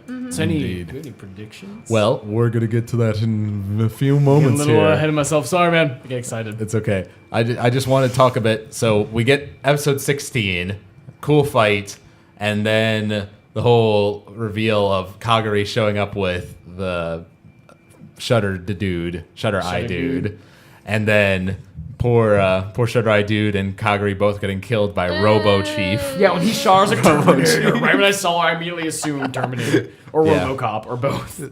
Yeah, and that whole bit definitely surprised me, but it once again it does sort of make sense because it had already been shown that cyborgs exist in this world, so it wasn't Still, the like fact that she was Toma. Toma. Yeah, well that's episode We 17. are one. And that was legitimately That surprising, just- and I thought that was really cool because Toma had been referenced several times earlier in the show, and the fact that he comes up and it's like, well, what happened to Toma? Disappeared. Exactly. Yeah, it makes more Yeah. sense. And the Oh, thing man. is, she reveals a lot more, obviously, than like you get on until you really think about it, which is cool because the ultimate disguise, revealing more things. And when, because before, I think it was earlier in episode 16, the Shutter Eye guy had been saying something to the effect of, whatever's down there running the Sybil system, it's got to be some sort of technology that we don't even know about, super advanced. Like, so I was going online of thinking like, was it going to be like an alien technology? Is that where we're going to with this? Like what the Sybil system was actually going to be?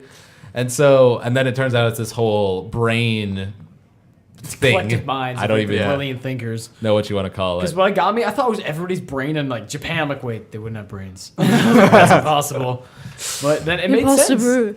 Yeah. Impossible. But it's all like this: the people who had that special ability that could control their crime coefficients, the geniuses. There were a lot of those guys, more than I was thought there would impressed. be. No, one out of every 2,000, she said. No. Does that mean that they're going to or go 2 after million? a Yeah, but when you really think about it, though, if there's 7 billion people in the world right now, so one for every 2 million is still thousands of people. Well, this is around the Japan world. alone, though. They would have only gotten Japan. Japan's population is only a couple million, No, it's like 100 million now. but that's still only. Well, if it's every 2 million, that's still 50 people. That's 50 people, but there's nothing saying that those people with population the, could be bigger. Yeah, with the Sybil system, why couldn't they have people from around the world? Actually, and the thing is, it's like, 80 years in the future, their population is going to be huge. So, yeah, Probably, never mind. They're going to have a lot of people. I don't know though, because they mentioned the whole fact that like The population is these lower. refugees would be coming to Japan, so that makes me wonder: is like the outside world like really screwed up? That's where they're And, like, harvesting and their brains. And Japan is like the one sanctuary left in the world, but they block themselves off, and do the whole Sybil system. I feel like the thing. rest You of the may world's just a not come normal in. place. Like, what it is here. I mean, you're right. There's probably something wrong with it, but I figure it's more or less just what it is here. Because don't they have the internet? Weren't they in episode 19? They were using the internet for That's like true. everywhere. Yeah, there were Yeah, he tons had a of message people on the board internet. from all the people, and they were like, hey, Sybil's dumb. Japan is Boxing Say. I'm going with that. I'm shipping that. And everywhere. Boxing say in Japan. What? So you think there's like a giant wall just around Japan? Well, I mean, I feel like it's that type of security because they're so strict. They've got these new like regiments like, oh, these are your calories for the day. This is what you should eat for breakfast. And it's just so just calculated for Then you. who's the Dai Li then? The Sybil system. The Sybil system. Yeah, I the guess robot so. guys, the Dominators. So wait, what? Do you even know what city they're in, other than just unnamed Japanese city number No. 6? Yeah, they never say the name Tokyo of it. 3, maybe. Yeah, I was gonna say Neo Tokyo. Neo Tokyo. We're gonna be in Akira now. But the whole reveal in episode 17, like at first when we were watching the little iPhone video, it's like there's all these brains. I was just sort of like, what? Yeah, when I saw that, I was like, brains? Brains? But as Brains? I sort of thought about it more, like it makes sense. And really, when the whole idea with the Sybil system, why people accepted it, as Makshima said, was that everyone thought it was these machines, like this logic sort of thing. But the fact that It's they're magic. actually human brains, so it's still humans judging other humans, basically. If that truth ever did get out, it would completely disintegrate this whole society. I was wondering because it was just a white light. I'm like, they're not going to show us this episode, are they? Oh, it was like, man. this could break everything. She shoots him. I was like, come on, guys, I want to know. I don't know. Yeah, well, after I finished watching episode 16, I was really mad because I was like, you gave me this great teaser and I want to see more, but the episode's not out yet. Ah! I got to see it. I watched it today, actually. I caught it from 15 to 19 today. Yes, you did. Congratulations. Awesome. And as I was saying before the podcast, I never thought I would be cheering for Makshima, after I all cheered the heck out of that. after all the horrible, things he'd done with like creating the riots and things. But I was definitely cheering for him when he comes up and throws the book at her face and just starts smashing her face in. He broke her legs. Like when he was lifting them, and twisted snapping them, them. I was like, Yeah. Okay, when she was like, "Oh, we're real," and she's like pulling her eye around, it just That made was me so so weird. uncomfortable. The thing And that then it got was me, like, though, "Goop." is the next part where she walks out of the car. I was like, I mean, it makes sense there'd be more bodies, but I was like, there's another one. I physically just screamed. I was mad. that she After was he still kicked her alive. face. I mean, it's the whole like there was a comparison I was gonna make, but still, yes, we are one of It's many. like, There's a lot. Well, I mean, they said that a Kinda body was like taken away from the crash. Little They probably tour just lady in reconstructed Boston her. Say, Well, how I read Yeah, it was yeah, that, I can see "Hello, I am Judy." more Bossing Say stuff. She even says, or not she. What was the guy's name? Toma. Toma's saying that, like, I'm not the only one who occupies this body. We all share this yeah. collective conscious, so we're all able to go inside this body. So I got to assume they just have copies of it, just in case. And it also begs the question, there was 250, of those brains, So how many people like high up in the government are they controlling? Everyone. That are actually these cyborg people. And where do you think the bodies go? They don't have homes. For as far as we know, they just sleep in their office. Well, they probably destroyed their bodies after No, they took I the mean brain like out. their new body. Does it Oh. just shut down the office? Somebody walks in like, ma'am, and just walks in to see it like shut down the corner. Like, Well, literally they just say sleep. that it's like the perfect android body or whatever. So presumably you wouldn't be able to notice the difference between the human body and the cyborg body. I mean, if that's You something saw about her. sleeping- You saw her messing with her eyeballs. Yeah, that was. I thought she could pop it out. I was like, nope, Don't don't don't do don't it. don't don't don't. Don't want to see this. But it was weird though, because they made it look like she was actually bleeding, but it was like oil or something. And I cleaned was something. like, you put some effort into that. That's how humans bleed. I give Right. you points. In fact, you did that. Yeah. So. Green Yeah. alien So. blood. Yeah. Episode 17 was really awesome. I loved how Makshima, he's basically given the chance to become like one of the people that rules God. this country. Of course, we knew he wouldn't. Right, and yeah, of course he refuses because he's like, no, I just against love, everything. I just love life too much to become part of a collective whole. I love my individuality. Yeah, I just like how his one line where he's like, hey, you're they think he's like, if you think yourself a god, are you so afraid to die? Then he like just opens up her skull and bashes it in. Yeah, With the like a computer or something. It was it's it was a pretty blunt object. oh Yeah, I yeah, thought it was good. It's a monitor, and he just like boosh. yeah. Well, and it's not just like he does it once; he does it like 4 times. Just to make sure. Oh god. And she was the only one on board with them, so he's Makshima's like, goodbye. Yeah, And then it's like, oh, whose body was that? We don't know. There was no body. What body? yeah. Well, what I thought was interesting in episode 18, because of course, once again, Kogami immediately figures out what's going on. Basically, it says like, where does the body go? And I got to assume that. Based on the little phone message that Makshima had, he talked with someone from like the Ministry of Welfare who knew the truth about Sybil, and somehow he got away from them, and they want him back, because the chief gives them the order to capture him alive at all costs again, and so he immediately clues into that. So that makes me think that as far as what the chief's game plan is at this point, she's just trying to capture Makshima. And then, because she said earlier that they could force him to become one of these brain things, but that it was better if it was done by free will. Yeah. But that's my guess, is because he's too brilliant for them to just pass up in their eyes. So I feel like there should have been a red flag when they're like, capture him. We must interrogate. Why not kill him? He's a menace to society. Yeah, Destroy, destroy, destroy. Toma Right. last time, capture him. It'll be safe. Where Well, did he go? but they all know at that point though that he can't be killed by the Dominators, and they don't understand how to kill with like other weapons. They can't. Right. If they use guns, then they're actually killing someone. Also, pretty much all the detectives at this point know that something's up, right? They're like actively trying to go against the chief's orders. at Especially this when she point. just shows up. It's like, oh, I knew you were going to do this. And they're just like, Yeah, well, man. especially after she tells them, to go investigate Kagari, and she keeps insisting, that he left, like left his post, sort of, and everyone's like, no, Kagari wouldn't do that, So yeah, it's around episode 17, episode 18 when people definitely start to they know something's weird's going on, and you see that with Ginoza in episode 19. He's basically saying like what the line was something like, why does everybody always go to the other side without me, like leaving me behind? So it's like, why can't I be a criminal too? I want to do something crazy. That's And he easy. does, tries to. Yeah, He well, tempts. I'm sure he will. Oh, He'll yeah. like he said, he's gonna It's go. his destiny. He should have a really cute bonding moment with his dad or something. That's why he becomes an enforcer. Oh, and I forgot to mention this earlier, but what's the dad's name? I have it- Masaoka. Yes, Masaoka. Thank you.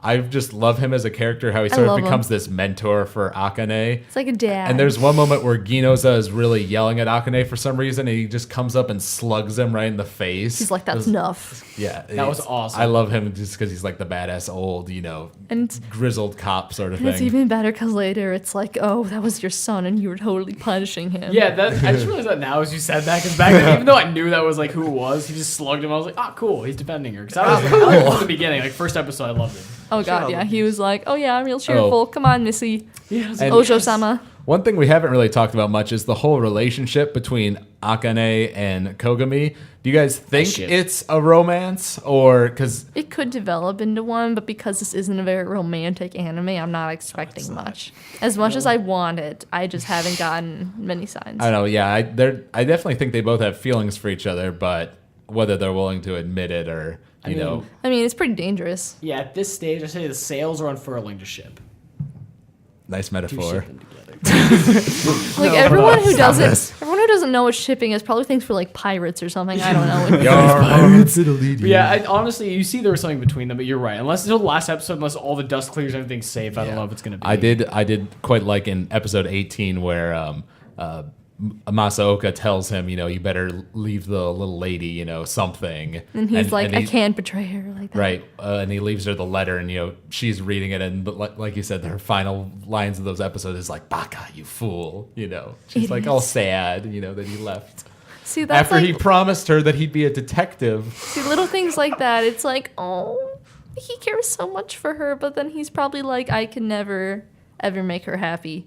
Right. Well, distance myself. He even makes the point, you know, like, you know, it should have been me to kill him at the top of that tower. You know, I should have put that burden on you. Like he's got this connection with Makshima, you know, because they're quite similar in many ways, you know, so he feels like he's the one who's got to kill him and not Akane, because that would like ruin her career. He feels like he's already sort of. Akane is also like Kogami at the same time. Like she's becoming like him. They both have like this sense of duty and justice. So would there be some connection between Akane and Makshima and then also like a little triangle thing going on? I definitely think it's getting there. Like we said, how in episode 19, you know, she's love Triforce. she's able to think. She's obviously pretty mad. Yeah, she's able to think like Kogami, you know, and she understands Makshima because, you know, she's had more conversations with him than anyone really. Not so nice ones. Yeah, not so nice. You know, she's not the biggest fan of him, but yeah, I still don't think if she had the chance, you know, I wonder if she'd kill him again. You know, she's already been given the opportunity once, you know. Twice, technically. Third time's charm. Wait, the gun the first time. He's like, kill me. He's like, that's do true. It. Shoot me. Do it now. So, yeah, twice now. She did. But well, not for lack of trying the first time. No, she did try. She really wanted to kill him that first time. The second time she was close. I figured she wouldn't, but I'm like, what if the show does take that turn? What if she kills him? Especially when they started panning up so you could only see the helmet. I'm like, oh, they're not going to show us seeing him being bludgeoned. So, Yeah. I mean, no. And then she was just like, no, nope. but see, I disagree with you, Mick. I don't think the first time, you know, in episode 11, she wasn't trying to kill him. Because if she really was like, I'm going to kill this guy and screw my psychopaths or whatever, she would have dropped the Dominator, actually taken the shotgun and aimed at him. As it was, I felt like when she had the shotgun and she fired it, she was just sort of doing it like not warning shots, you know, but she was just doing it because she felt like she had to do something, but she obviously wasn't actually aiming at anything. I promise I'm serious. You know, and Let her go. She's just is freaking out because she can't handle this whole thing that his crime coefficient is 0. And Makshima has like an arsenal of just handcuffs. He just has so many of them. Just in his pockets, just carries around handcuffs. You never know when you need them. He's got her friend held down with 2 handcuffs. I forget he does. He's just kind of like, yeah, bought them, you know, just in case. Just in case. This will sell that.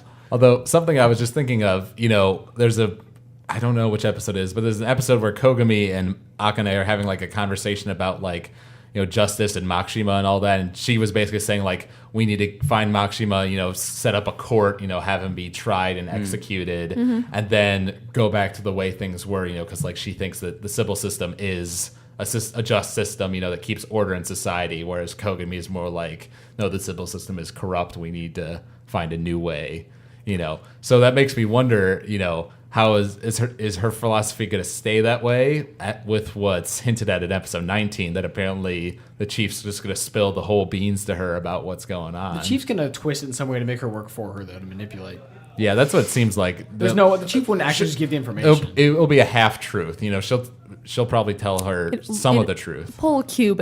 Yeah, and then she's gonna try to stop everybody else, and then like it'd be like, hey guys, don't do this. The chief said blah blah blah, and they're gonna be like, what? So one thing I did want to mention was haven't really talked much about like the music or the openings or any of the other elements in the show, which are all very good. Like I do think the first opening is good, but the second opening, just the way they animate it with like the different colors and all the contrast and all that. The first opening misled me. What do you mean? Like it showed Akane with a gun pointing it at Kogami, and it looked like there was a lot of animosity between them. So I'm like, does he become bad? Does she have to hunt him down? What's going on? That's But what I then was it's thinking, not too. at all. Well, it's looking now like that might actually happen. Right. second one Well, shows well, that's what I was going to talk about, because in the second opening, you get that shot where it's she's got the Dominator pointed at Makshima, and Makshima's standing there, and on the other side it's Kogami, and he's got the revolver. You know, so that definitely seems to be layering some heavy foreshadowing, you know, with this confrontation that's eventually going to happen. So I'm wondering, do you guys think that the second opening is bad because it sort of spoils that? No, I think it's really well made. I like it a lot. Yeah. See, I've The got ending. this huge headcanon about how they're gonna kill Makshima, because you know how like they aim it at this criminal of some sort, and they are able to shoot enforcers.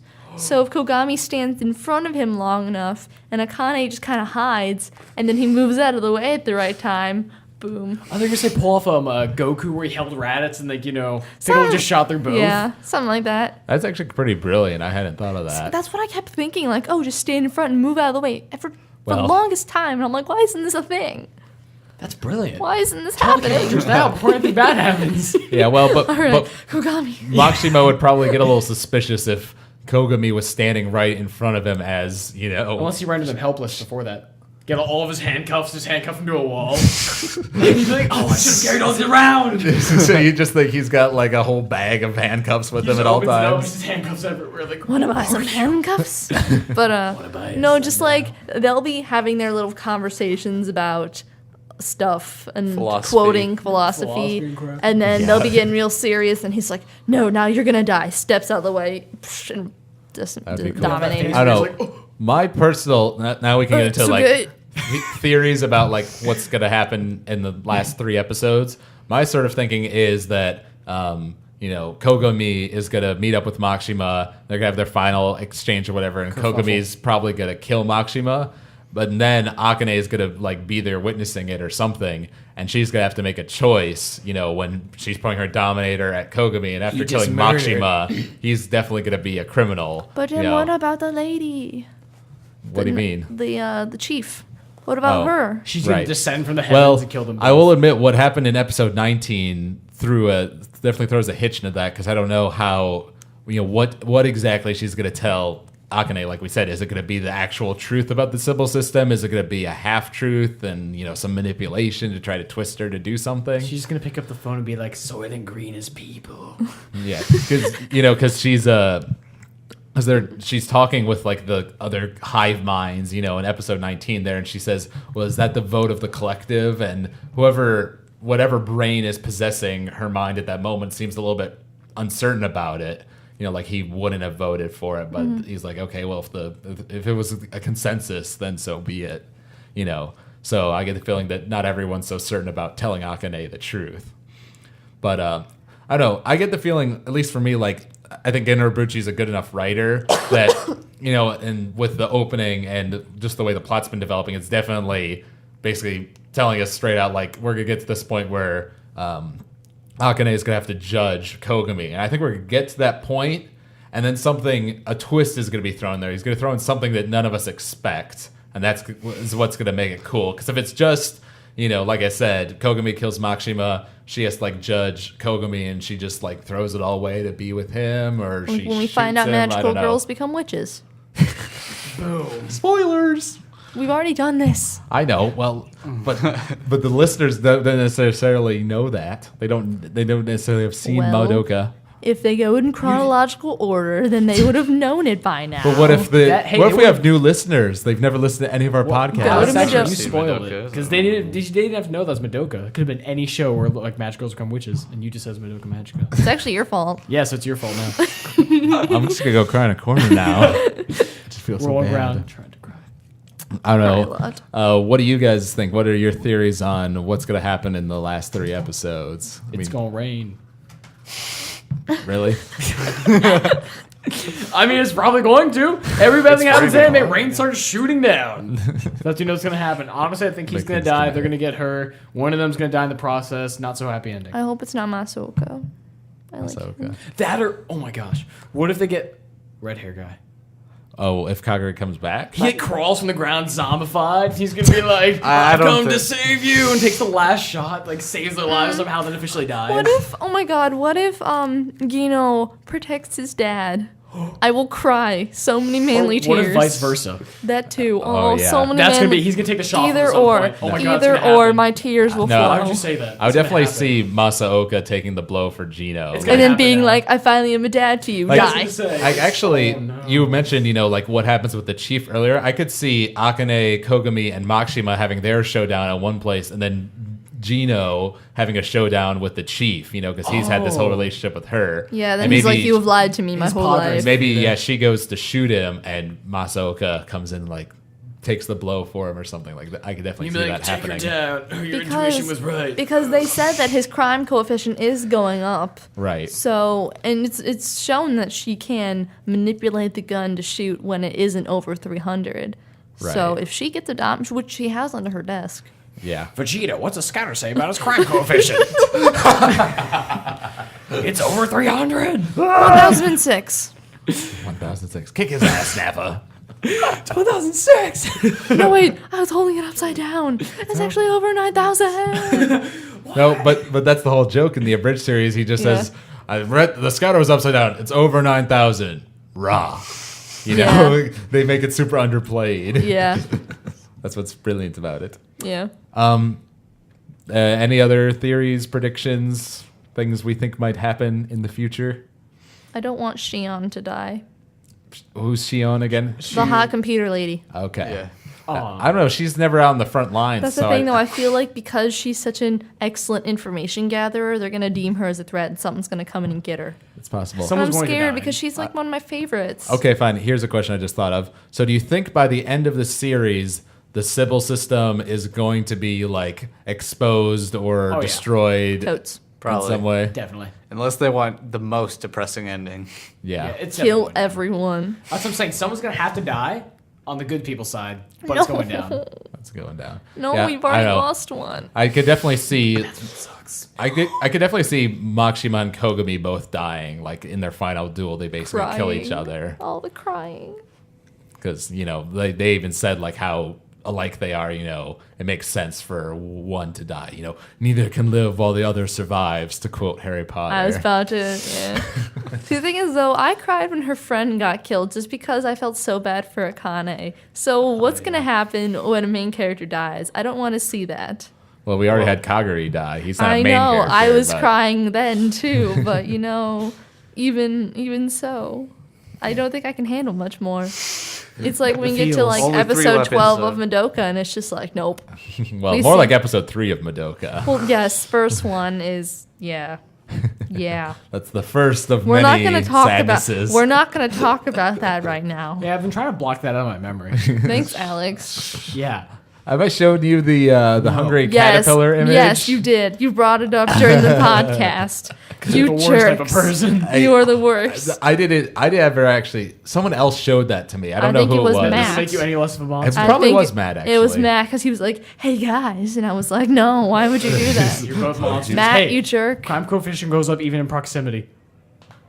So Or what are you psychopath. saying? So you're also insane. You're a Oh. monster like Matt is. Oh, I see. man. So Matt's madness seeps onto me. Matt's madness. That sounds like a show. Matt's Oh, madness. something I just thought of that we didn't mention, but I did really love the whole segment where Akane gets into that machine and like has to relive her memories so horrible of for her. episode 11. And through all that, she's like screaming and crying and stuff, but still her like crime coefficient doesn't go up at Mm-hmm. all. The fact they have a machine that can grab images from your head and get a definite thing on who he is. I've wanted something like that forever just because I'm like, people should see my dreams. I want to see my dreams. I seriously. want to just watch my dreams all the time. My dreams are the best. That would be pretty cool. I mean, like having an image of showing like, guys, this is my dream last You night. just And like they're hook it up to your head somehow or like eat something. I don't know. But Eat something. yeah, Eat a like a little gum-gum fruit that pill helps and you it just dream. like goes in. It's weird. I don't know. I haven't thought about the logistics about all this, okay? Let's patent some technology. I'm still Let's do working this. on it. Pen. Pen. Pen. Yeah. Pen. You know how to say pen in Japanese? No. Pen. Really? Yeah. Huh. They made my day. I All know right. Japanese. So, I mean, overall, what are your all feelings on the show? Personally, for me, like I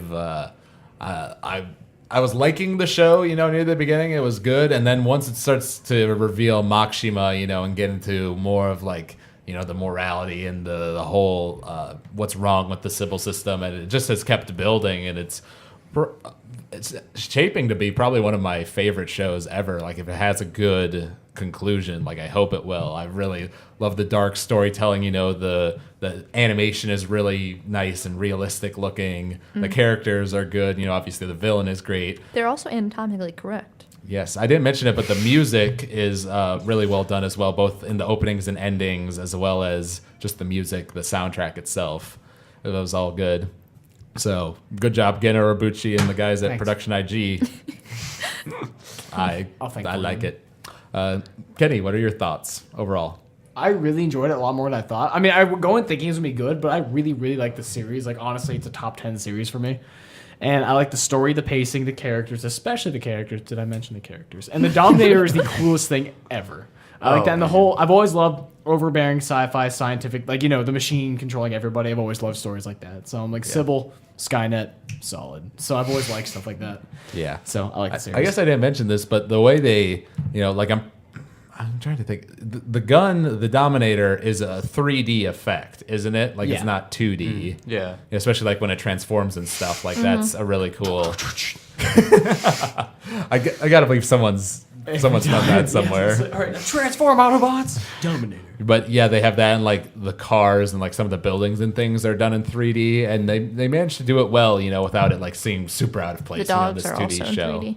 Oh yeah, I guess they are. Anything machine, really. Yeah. Yeah, I guess so. Not all the robots are Not all of them. No. like that. Sometimes like the really big-headed robot things that are like yeah. in disguise. Those are sometimes in 3D. Can I just say it It's was so adorable. It was really strange how like the inspectors and the enforcers can just like press a little button on like their little wristwatch and turn themselves into those It's like they're The sneaking. hologram. bobbleheads. They're Anybody can do sneaking. that. Like, you make yourself look like whatever, but I thought, why would the cops... I know it's supposed to keep your stress down, but something so adorable, just saying, stop, you cannot enter here. Also, Yeah. I love the little police drones because they don't have arms or any weapons. You can just kind of walk around them. Push it over. Yeah, like they can form a wall, but Your it's stress still, level's gone up. Falls over. Like, my favorite, scene, I think, was when, what's his dad's name? Masaoka. Masaoka's in, like, that costume. Then, like, he's interrogating the girls. He turns it off, and he's just this man. And they're like, ah! And they scream, and he just walks off. And I was like, if you just Oh saw no, man! an adorable bobblehead thing turn to an old man, you're like... With the robot arm. Which why he has that arm? Maybe we'll find out. Because he's like Jet. Yeah. Has they not revealed that? I thought they just said it was like an accident. Just look him in the eyes. It's because I'm badass. Yeah. And just Probably. sits back down. Yeah. Not since the accident. Well, he's the Full Metal Alchemist. I mean, come on, guys. He's so If he just awesome. were just Edward Elric's his future job after he changed his hair, But it's the wrong side of his body, though. he wanted to throw us off. He knew fans were watching. He's being tricky. But if he did do that. All right, Mick, what are your overall thoughts on Psycho Pass? I'm really liking it so far. It's cyberpunk. It's dark. Like all the characters are great. It's I don't know. Like all the technology and stuff is really cool, especially like the internet stuff and holograms and stuff. They made it seem really real and I don't know, kind of cool. Not too far fetched of a future. Yeah, I mean, kind of a little bit. Well, yeah. The fact that they have hyper oats that can turn into any food ever is a little And ridiculous. buildings. Let's not forget the buildings. Oh yes. Dust buildings. Yeah. I'd say, and just in general, the best part about Psycho Pass is just how it takes this dystopian future concept with the civil system and the crime coefficients, and just sort of basically Geno Urobuchi just takes it and is like, okay, well, what would happen if this happened in the real world, and it goes into like all the problems with that system, and how people can exploit it and what you do with People criminals. can become so desensitized to everything. Exactly what happens when it turns out, oh, well, the system you thought was so pure and great is actually being run by a bunch of brains. Humans. Also, the villains. Every single villain is just like really creepy and disturbing. In their own way. Yeah, Right. it's really well done. Yep. Clara? Spooky boogie. To sum up the series. No, I thoroughly am enjoying this. Like with Madoka Magica, I guessed it's a magical girl show, but I didn't do a lot of research to know what exactly it was. And I went into Psycho Pass going, okay, I don't know anything about this. Surprise me. So it instantly caught my attention from the beginning. Like, it was just really interesting, and it continued to keep my attention. There wasn't a time where I was like, can we just hurry this along? Yeah, it does a great job of making you want to come back. Like they put a little hook at the end of each episode. Right, you and know? it's just like the openings, the endings are great. The characters, especially Akane, she's really relatable to myself. Like I can see myself as Akane. Like she's my favorite, and the fact that even though the enforcers are supposed to be bad, you get so attached to them because of Akane's point of view. Because to her, it's like, oh, they're people. They're not dogs. Like, Gino is like, they're just hunting dogs. I'm spiteful about this. Spite. And but Akane's like, no, I'm going to work with them. And Kogami wants to be a detective, and I'm going to stick up for him because we're partners. Yeah. And Gino's just like, I hate everyone. well, Ginozo was more like that near the beginning of the series, but he sort of changed his tune as of late. I mean, he's getting better, but I mean, he's just really conflicted right now, and it's just like what he's going to do, what he's really going to do. And I feel like he's going to make a really tough life decision. Either he's going to die, become an enforcer, or someone close to him's going to die. Those are the only three options I can think of right now. I can see his dad dying and making him like he's gonna shoot the inspector or the chief, which is gonna make his coefficient go over and Right. make him an enforcer.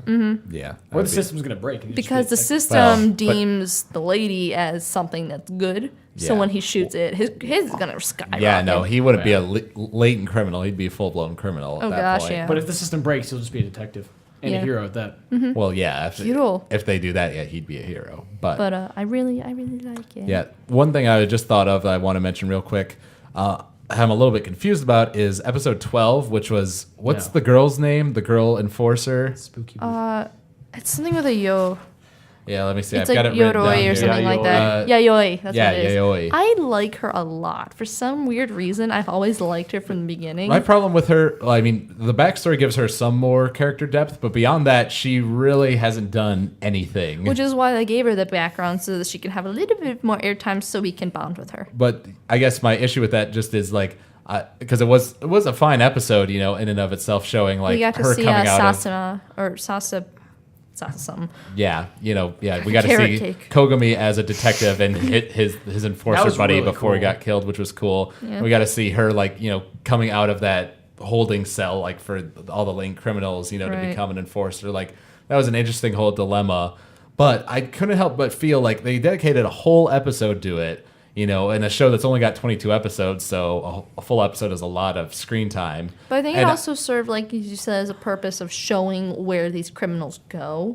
yeah, I and guess I more just of Kogami's It past. served a lot of I'm just asking, why are we focusing so much on her? You know, unless she's going to show up and actually be kind of important in these last 3 episodes. You know, why are we dedicating a whole episode to her backstory instead of, you know, Kogami's backstory or Ginoza's or Akane's? You know, like one of our main characters. You know, I've rather seen one of their backstories expounded on more fully if we're going to dedicate an episode to a flashback. Unless she's going to turn out to be important in these last few episodes, Maybe. but I don't think she is. Maybe it was because she was brought in to be an enforcer and like everyone else wasn't forced to be. She was like, I will be an enforcer. So it was pretty much her choice. And then the whole background of people who are sent to these rehabilitation centers and they might go insane and how strict it is in there. And they're like, no, you cannot have guitar strings. You may not have these. You've Right. submitted Well, 23. I get the feeling that Kagari probably went to a place like that. No, he said he was in there from a really early age, though. Right. Well, he said he was declared a latent criminal at like age 5. But because she interacts with Sasa, whatever his name is, Sassafras. yeah, Sassafras, Kogami, and Gino, when Kogami is still a detective, and you just see their past, and Yeah, because she Gino's interacts stories. with all of them, it kind of benefits other characters at the same time, while showing her and how she became an enforcer. Like, it's true that she's not a very big character, but I feel like it's not supposed to completely be focused on her, but more of like everyone, Or like, and like showing Sassafras. Kogami's like negotiation skills. or like I was wondering if like this whole resistance group was going to come back up, you know, in this fight against Sybil, or like if they were going to, you know, I wonder if her friend was like one of the rioters, you know, during the whole bit with the helmet Probably was. scenario, you know, like Somewhere in there. You know, is that ever going to be mentioned again? Or No. I don't know. I guess just as a filmmaker, storyteller guy, I want that to come back and have some extra meaning beyond just being a backstory thing. I want Sassafras to come back. I like him. We like him so Womanizing. we like him so much we can't even remember his name. I just thought in the episode they showed him, I liked him. The way they described him, he didn't sound like a good human being to begin with. He's like, he's oh pretty yeah, he cool. grabbed everyone's butts. Well, He grabbed all the butts. well, but that you see that with a lot of things though. Like if there's some character who died, who used to be a partner, they'll say like, well, these were all of his faults. He was this, this, and this, and this, and yet I still loved him, and I'm sad he's gone. And that's what makes it sort of feel. Grab McGee. That's what we'll call him. Who needs sassafras? That's his real name. But grab McGee. All right. Well, thank all of you guys for being on this podcast discussing Psychopaths. We're actually going on spring break here. Woo! I'm going to LA.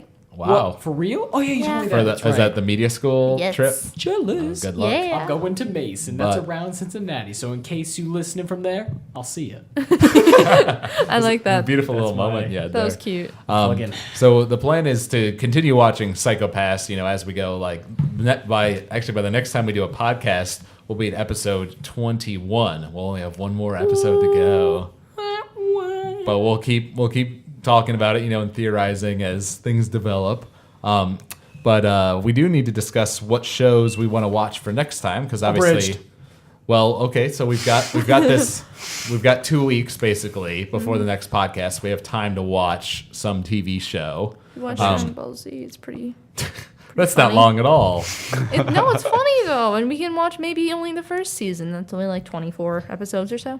But everybody's already seen the first season. Well, of then Dragon we'll go Ball. to the second season of Dragon Ball. Where do we watch Dragon Ball? I don't think it's on Hulu or anything. Oh, if we're doing Abridged, it's on YouTube. Well, yeah, but Abridged isn't a real show. It can Whoa, be. whoa. Whoa. You're going pretty far to say that, Alex. What's Okay, your proof. it's not a TV show. It's a YouTube show. Okay, That's still a show. so it's only going to be on What's YouTube. the difference between TV and YouTube, Alex? No, but all seriousness, I voted for it like really early on, so I'd love to see it abridged. Okay, so Abridged is possible. What I was thinking, we've been talking about Steins Gate for a while, 25 episode Steins Gate, series. Then we've been talking about doing Soul Eater for a long time. Have you seen Soul Eater, Clara? I've seen little bits of things about Soul Eater. Like I've seen little AMV stuff about it. That's one I've actually But- seen, so I would love to do Soul Eater. I know, like me, and Mark, and I can't remember if Jeremy or I Matt. think Jerry Bear saw it. No, he hasn't, but I think Matt did. Never tell him I said that. Oh, Jerry Bear. But It's weird because that's what Ariel calls Jared. I So know, when I hear that's the Jared worst Bear, I'm part. just like, ew. But So so that's what I would like to do at some point. And those of us who have already seen it, like we don't need to rewatch it. We can just talk about it. It is a 51 episodes actually. 51. So we can make that in like 4 weeks to give you Really? time. yeah. Okay. That was a So part, I'm sorry. Soul Eater is the other option. Mick, have you seen any of Soul Eater? I've seen like the first episode. Moon kind of creeped me out. I stopped watching. The best part, dude, it keeps laughing. It's worse later on. Blood It's like drips on his Majora's Oh, Mask. okay. Well, and the sun On the has a third day. face and laughs too. Yes. I have actually seen Steins Gate Narwhals. recently. mouth. It's just too. like this huge stone. Yeah, I love it. I've heard that it's a really good the show. walls. It is pretty good. Me and Matt watched it recently. Nice. Oh, He's you're kind of talking disappointed by the ending. I liked all of it. What is it?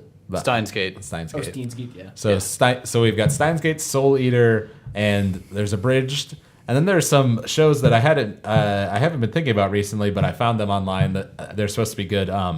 The show Durarara is on man. on Crunchyroll. My friend Kevin is obsessed with that show. Yeah, it's quite a bit like Baccano, and like that it has a ton of characters and it mixes them together and like time it jumps around in time and stuff. But it's one of the shows that at least at one point it was on Adult Swim for like ever. I'm not sure if it still Adult Swim. is. So that's a possibility. I've heard good things about that show. There's a show called Beck Mongolian Chop Squad, which is available on What? Funimation.com, dubbed as well as subbed, as it turns out. 25 episodes. It's actually a band anime. It's like about a rock band. I know Beck. And it's supposed to be really good. I read a little bit of it. So those are all options. And then we've got the abridged thing. And I have a little series if anyone cares. It's called Shigofumi. Anyone heard of it? No. It's pretty awesome. In it, there's the main character Fumika, who is a male carrier for letters from the dead. So in the story, when you die, you're able to send one letter of like any length to someone, and her job is to deliver those letters.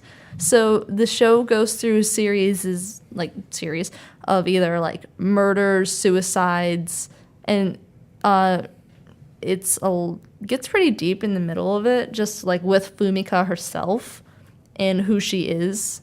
And I really enjoyed it. It was like slightly morbid just because of the whole like death and suicide themes going on, but I mean, I really enjoyed it. Interesting. One other one I just thought of, one I watched recently and Mark's been talking about for a long time, Toradora, which is also on Hulu, and you definitely like that one, Clara, because it's primarily a romance show, but it's also got some great comedy in it. So if we want something a little bit more lighthearted after doing Madoka and Psychopaths and stuff, that would be a good choice. And the whole rider thing. I don't think I forgot about that so easily. That was a long time ago that we did Fate Not Zero. for me. After 10 weeks of you like, hey, look, this is Ryder dying again. Oh, spoilers. It was you this time, not me. Dang it! But there was other thing. Oh. Nope. Wait, what was the thing that Mark showed us? The one with the guy. He was talking. Is it Toradora the one with the guy, the principal wrestling the antelope, or is that a different show? What? That's a different show, all right. Yeah, no, that's There's a a different slice show. of life anime where it's just like, I want to How look. is that possibly slice of life? Well, no. It When I basically say it how he like was that- describing it was just like a completely random like comedy. It's a show. slice of life. I guess that's the element, but it's more just comedy. It's supposed to be really, like what's his Shinchan? Like, is that what it is? I don't know. Either way, a random funny show where things happen. Like, she looks out the window, the principal's wrestling an antelope, and he gets gored 3 times. There's no blood, because it's not like that kind of show. But then he grabs it and suplexes it, and they're like, what? She's flipping out, nobody else notices it. Then there's this kid who wants to ride his goat to school, and the teacher's like, no more goats to school. And he's like, I want to ride my goat! And she's like, okay. It looks really funny. Oh my see. gosh, I'm so interested I'll have now. to talk to Mark to see if that's available streaming anywhere. Oh dear, that's beautiful. But okay, so what exactly is it we want to do? Do we want to do a 25 episode show? Do we want to do a Soul Eater that's a little bit longer? Clannad. We want no. You only gave one episode a chance. No, actually, I went and watched the first episode of After Story. You can't do that. It's a sequel. I don't know. There were a bunch of characters I didn't really know that much about, but I didn't feel like I lost that much. Yeah, because it's a sequel. Because like the entire school year passes. Yeah, and it was all right. I liked it better than the first episode of the first season. That's because it's supposed to start off silly. Come on. Yeah, No one goes to the show. understands. Give it a chance too, didn't you? Didn't you, Alex? Stop messing with my paper, Kenny. What paper? I don't know it exists. This Wait, paper. what if we're just a collective? They don't even know if we exist outside of this room. Are you going back to Psychopaths now? Wow. Oh, there was this post on Tumblr. It was like, what if we are just characters in someone's book, and every time we forget what we're going to say, it's because the author thinks it's dumb and backspaces it? This is when Leonardo DiCaprio walks in. Yeah. Yeah. It just And gets then the every look. time you relive a certain memory, that's the author going back and retyping it so that it sounds a little bit better. Interesting. It's all a It kind of blew my conspiracy. mind a little bit. A little bit blew my mind. Okay, so fine, Kenny. Out of all those options I Abridged. mentioned, of course, you want to do a bridge. What would Dragon Ball we Z. do? I think we would do Yu-Gi-Oh, Dragon Ball Dragon Ball Z, Z. and then Naruto Bridge was actually pretty funny. Naruto Bridge. Is We can pretty watch funny. a bit of everyone. Like, let's just say a few episodes from everyone. Talk about them all generally. Well, personally, I'd rather do like in-depth discussion on like one or two shows. I feel jeez. Dragon Ball Z is it's professionally done. Like everything Well- in it. Well, not like professionally, but it's really well made. Yeah, high quality. The voices are really nice as well. They fit, and it My keeps hair relatively. defines gravity. Yeah, it Yeah. keeps relatively close to what the actual plot line is. That'd be the best one to do. I think I do like Yu-Gi-Oh, though, I'd 'cause say I've we'd seen that. I'd say we'd probably if we just did Yu-Gi-Oh and DBZ, that'd be enough because they're both pretty long and they're both really well done. They're probably the best abridged series out there. In America. There's a lot of other ones like if you've seen any of the Avatar, the Last Airbender abridged, it's really good. Those aren't funny to me. I don't know. Really? I The don't know. first episode wasn't funny, at least. I don't. If the one by Gan Jigba. I don't Pretty know. sure. Yeah. This first one talks about Katara on her period and waterbending. Oh, yeah. That's the one that I didn't. I was like, this isn't funny. I thought it was funny, but that's just me. Maybe it's just you. I guess so. So he wants to do a bridge. Clara, what would you like to do? I'd be up for a bridge, Soul Eater, whatevs. So anything. I mean, I've seen all of Dragon Ball Z abridged. all of it, so I mean, I wouldn't have to watch anything. Yeah, I wouldn't either. I've already seen all of it. And one thing I want to mention, this won't be something we'll do for the next podcast, but sometime, maybe the podcast after that, Jeremy's been suggesting we do a podcast with talking about Food Fight, since we watched that. We will not discuss that. Horrible, atrocious. We'll give it a 5-minute segment where everybody rants. What ew, we've done in the ew, past ew. is we've like done 2 different movie discussions, like one a good movie, one a bad movie. So what I was thinking, Pokemon Heroes. well, that's what I was thinking. Maybe we talk about Food Fight, for part of the podcast, and we talk about that Pokemon movie, the other. If you can, is it online somewhere? Probably. I Matt have the can get DVD it. at my house. Okay, that works can too. get it. That's true. So Matt I think senpai. that might be an option for 2 weeks. 2 weeks from now is the next episode. So 3 weeks from now, maybe we do that movie. 2 weeks from now. Okay, so Because we do stuff every week. is it sounding like I don't know, Mick? Do you have an opinion? I've actually seen all of both Yu-Gi-Oh! And TBZ abridged. That'd be easy for me. Yeah. Curse Nice. is the one place I couldn't reach.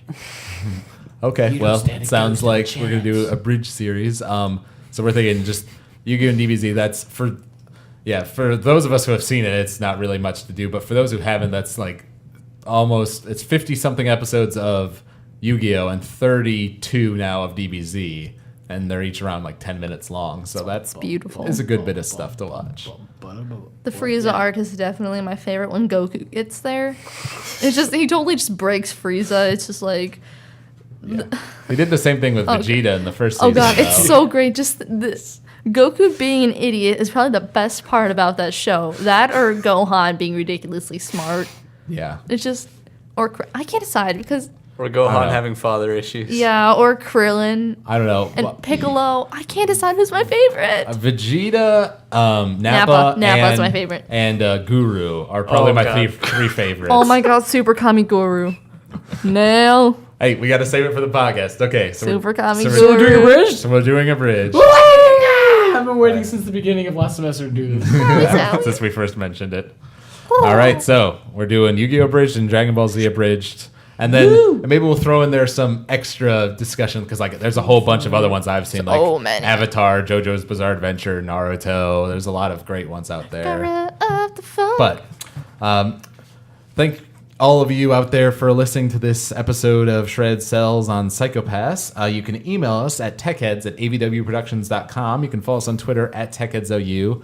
My Twitter is at Darth Schmitz. Kenny? Kenneth_McNulty. Clara? Mine's Clara Lillian. Mick, do you have a Twitter? I do not have a Twitter. I can make one if you want. No, it's His fine. Twitter will be butt grabbing McGee at Psychopaths. At Psychopaths. We're gonna make this a new thing. I'll run it. I'll write Butt grabbing thinking McGee. about grabbing butts today. That's gonna be the first post. Nice. All right. You can also subscribe to us on iTunes. Give us some ratings. Tell us what you think of the podcast, what we can Love improve us. on. Please. You can also subscribe to us on YouTube. We're AVW Media. That's where all of our Tech Heads videos go up. And to You our can- one follower we have, we love you. Oh, yes. Abby. Abby. Yes, Abby. we love you, Abby. Call out.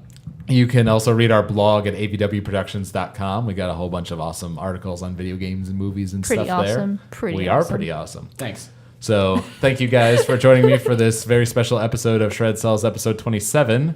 And we will see you guys in 2 weeks after spring break when we talk about all things abridged. See you next time, Spooky Space boogie. Cowboy. Later. This product is copyright AVW Productions 2012.